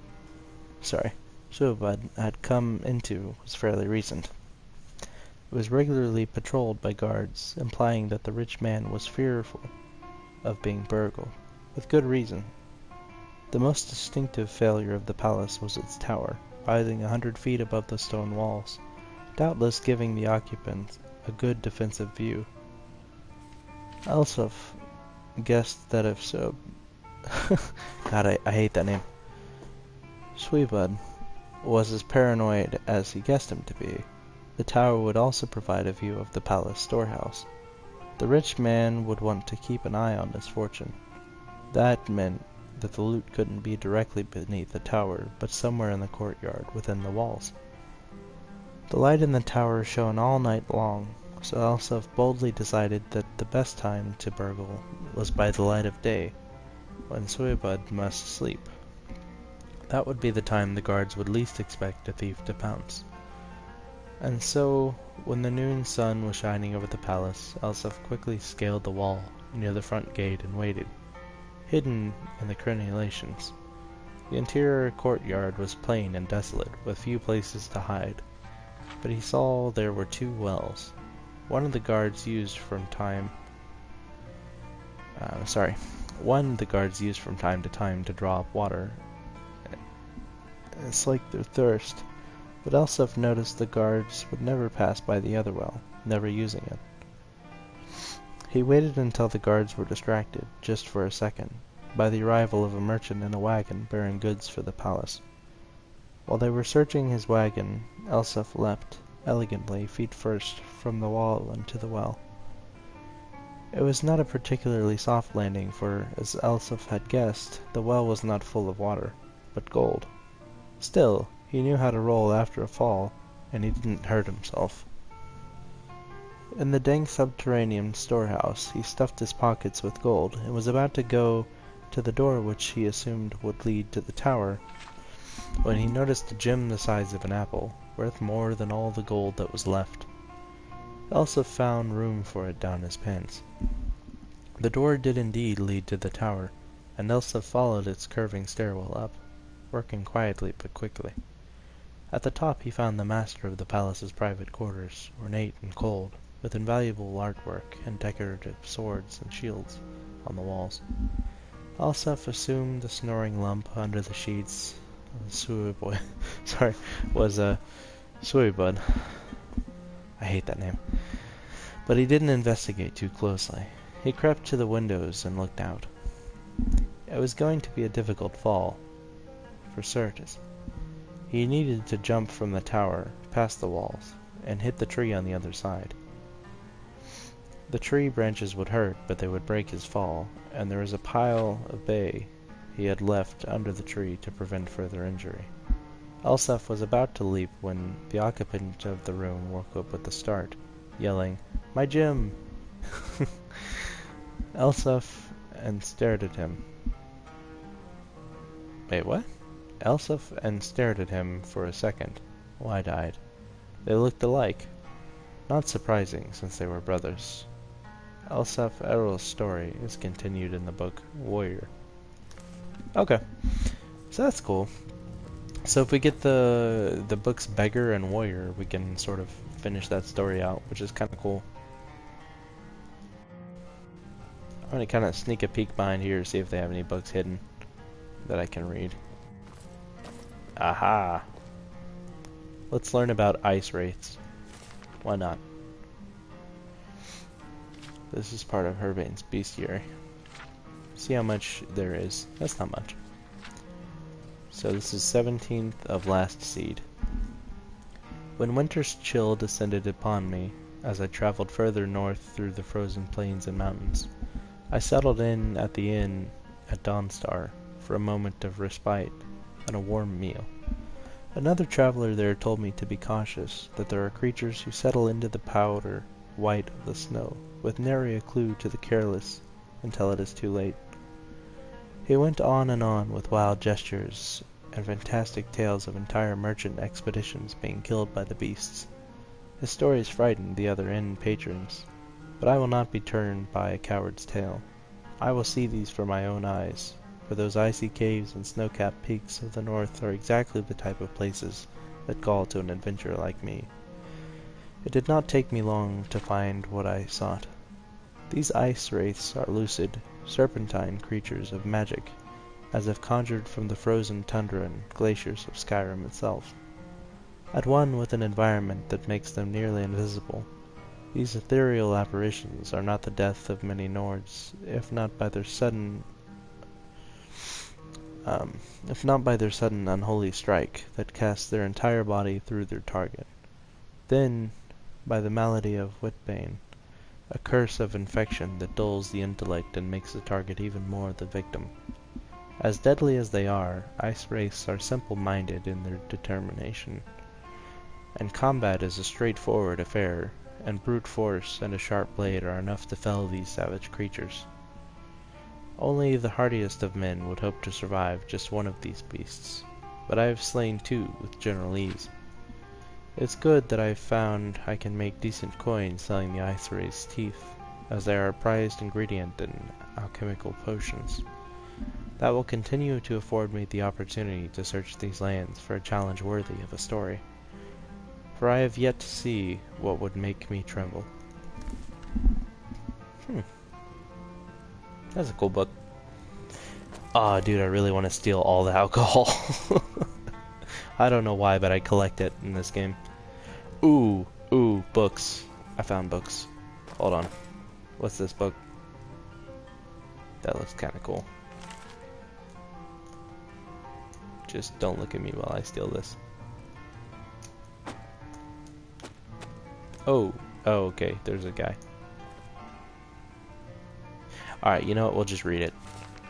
How long is it?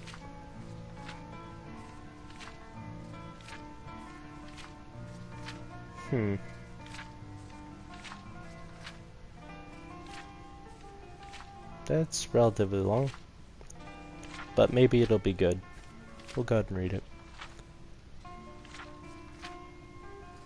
Hopefully you guys are enjoying this. This is so much better than what I was doing before. It's just a nice way to chill. Alright. Words of Clan Mother Abnise to her favored daughter. I'm gonna totally mispronounce every name in here, so just bear with me. Alright. Abnise tells you, we're no longer a mewing kitten. What? And you have learned to keep secrets from Abnise. And so Abnise tells you. In the beginning there were two littermates, Abner and Fatime. After many phases, Fatime said to Abner, "Let us wed and make children to share our happiness." And they gave birth to Alkash, the first cat. And Abner said, "Alkash, we give you time, for what is as fast or as slow as a cat?" And they gave birth to...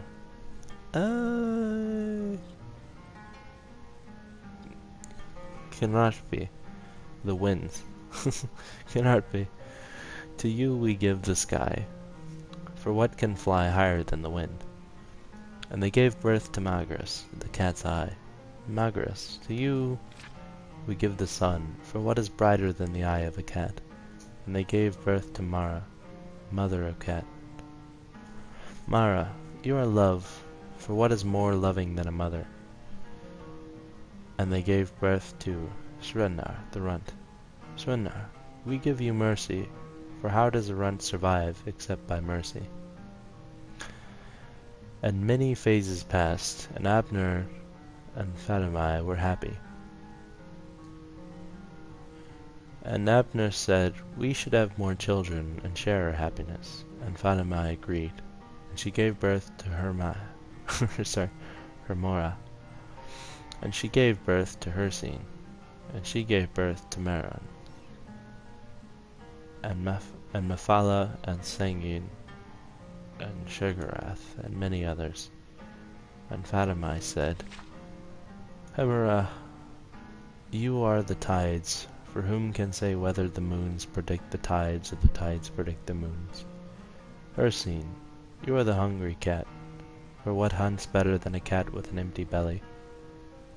Merons, you are the Ja Khajiit, for what is more destructive than a kitten?" Wait a second. Is this like the Khajiit's Bible? Is that what this is? I feel like that's what this is. This is definitely inspired by Genesis from the Old Testament in like real life literature. Huh, that's really weird. Because I noticed some names of like Daedric people, like Sheogorath, and they also mention Hercine. Anyway.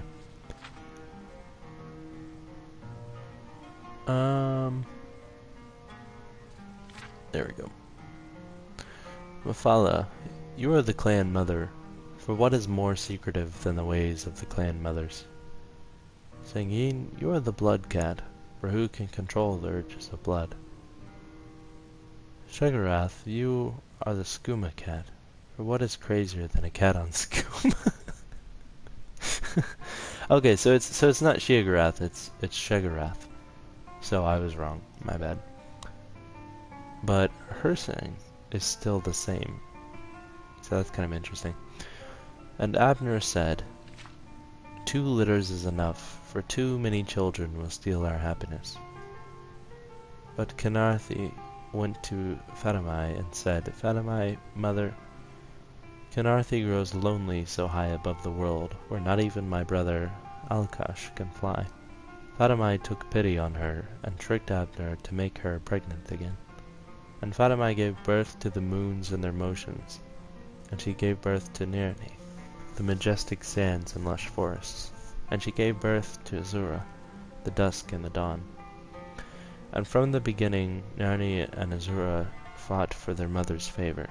Abner caught Fatime while she was still birthing, and he was angry. Abner struck Fatime, and she fled to birth the last of her litter far away in the great darkness. Fatime's children heard what had happened, and they all came to be with her and protect her from Abner's anger. The Fatime gave birth to Lakrai. To Lorkhad, I think, the last of her litter, in the great darkness. And the heart of Lorkhash was filled with the great darkness, and when he was born, the great darkness knew its name, and it was Namira. And Fatime knew her time was near. Fatime said, "Ya Kaje, to you Fatime gives the lattice, for what is steadier than the phases of the moons? Your eternal motions will protect us from Abner's anger, and the moons left to take their place in the heavens. And Abner growled and shook the great darkness, but he could not cross the lattice. And Fatimai said, Nerni, to your Fatimai leaves her greatest gift. You will give birth to many people as Fatimai gave birth today. When Nerni saw that Azura had nothing, Nerni left smiling. And all that Fatimai's children left except Azura. And Fatimai said, to you, my favorite daughter, Fatimai leaves her greatest gift. To you, Fatimai leaves her secrets. And Fatimai told her favorite daughter 3 things. And Fatimai, when Nerni is filled with her children, take one of them and change them. Make the fastest, cleverest, most beautiful people, and call them Khajiit. And Fatimai said, the Khajiit must be the best climbers, for if Masr and Sakunda fail, they must climb Kanarthi's breath to set the moons back in their courses. And Fatimai said, the Khajiit must be the best deceivers, for they must always hide their nature from the children of Abner. And Fatimai said, the Khajiit must be the best survivors, for Nirni will be jealous, and she will make the sands harsh and the forests unforgiving. And the Khajiit will always be hungry and at war with Nirni. And with these words, Fatimai died. After many phases, Nirni came to Lurkash and said, Lurkash, Fatimai told me to give birth to many children, but there is no place for them. And Lurkash said, Lurkash makes a place for children, and Lurkash puts you here, so you can give birth. The heart of Lurkash was filled with the great darkness, and Lurkash tricked his siblings so that they were forced into his new place with Nirni. And many of Fatimai's children escaped and became the stars, and many of Fatimai's children died to make Nirni's path stable, and the survivors stayed and punished Lurkash. The children of Fatimai tore out the heart of Lurkash and headed deep within Nirni, and they said, we curse you, noisy Lurkash, to walk Nirni for many phases. But Nirni soon forgave Lurkash, for Nirni could make children. And she filled herself with children, but cried because her favorite children, the forest people, did not know their shape. And Azura came to her and said, poor Nirni, stop your tears. Azura makes for you a gift of a new people. Nirni stopped weeping, and Azura spoke the first secret to the moons, and they parted and let Azura pass. And Azura took some forest people who were torn between man and beast, and she placed them in the best deserts. Placed them in the best deserts and forests on Nirni.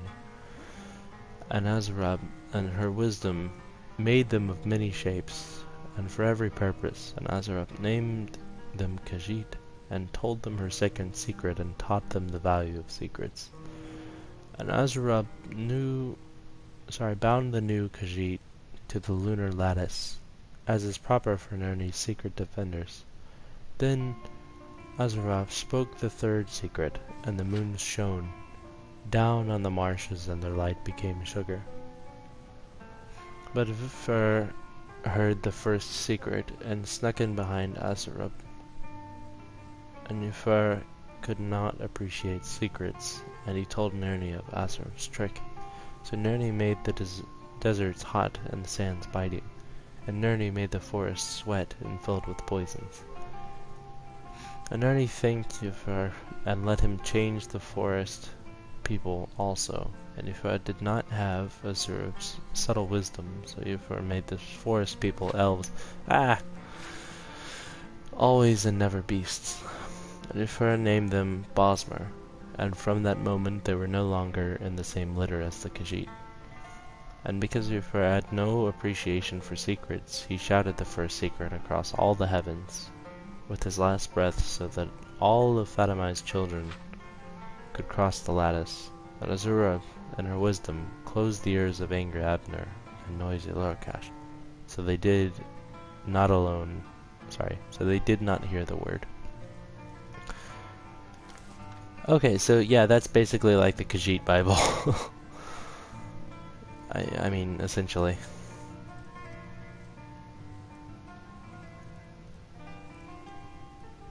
Why do you have like 3 copies of the first part of the biography of Baron's Eye? I don't understand.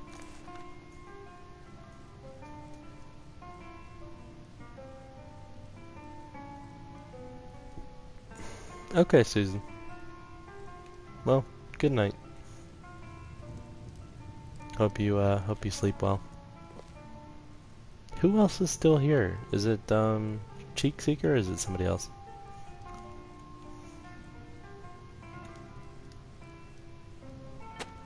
Dang dude, I dropped the book. My bad. I'm probably gonna go to sleep soon too. I don't even know what time it is, to be honest. Set it down gently. There we go. Perfect. Almost as if it never touched the floor. But it did.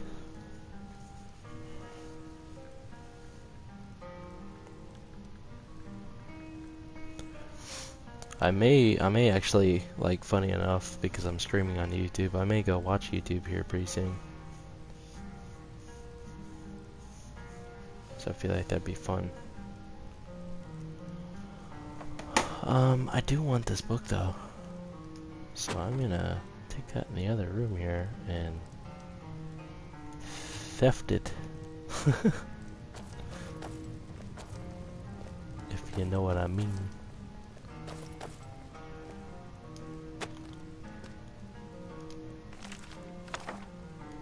There we go. And let's see. How long is this book? If it's pretty short, I'll read this too before I go to sleep. That's not very short. Let's see. Do I have a short one?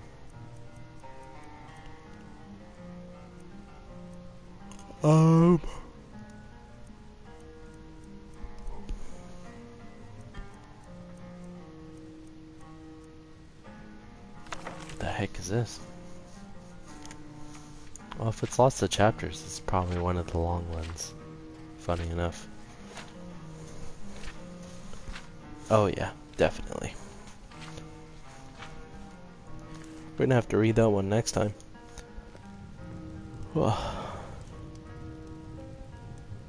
Yeah, I don't know. I think I might be done for tonight. I'm gonna loot some of these books, and we're gonna read some more of them. Probably tomorrow. I'll probably do a longer stream of reading these tomorrow, just because I have the day off. So yeah, feel free to come back and chill with me. Just subscribe and hit the bell button and all that. Watch out for the notification. And yeah, we'll read a whole bunch of them. It'll be cool. And we'll also play a little bit like normally, just for fun. So yeah, good chilling with you guys. Hope you have a wonderful evening or morning, whatever time it is there. And yeah, I'm out. Thanks guys.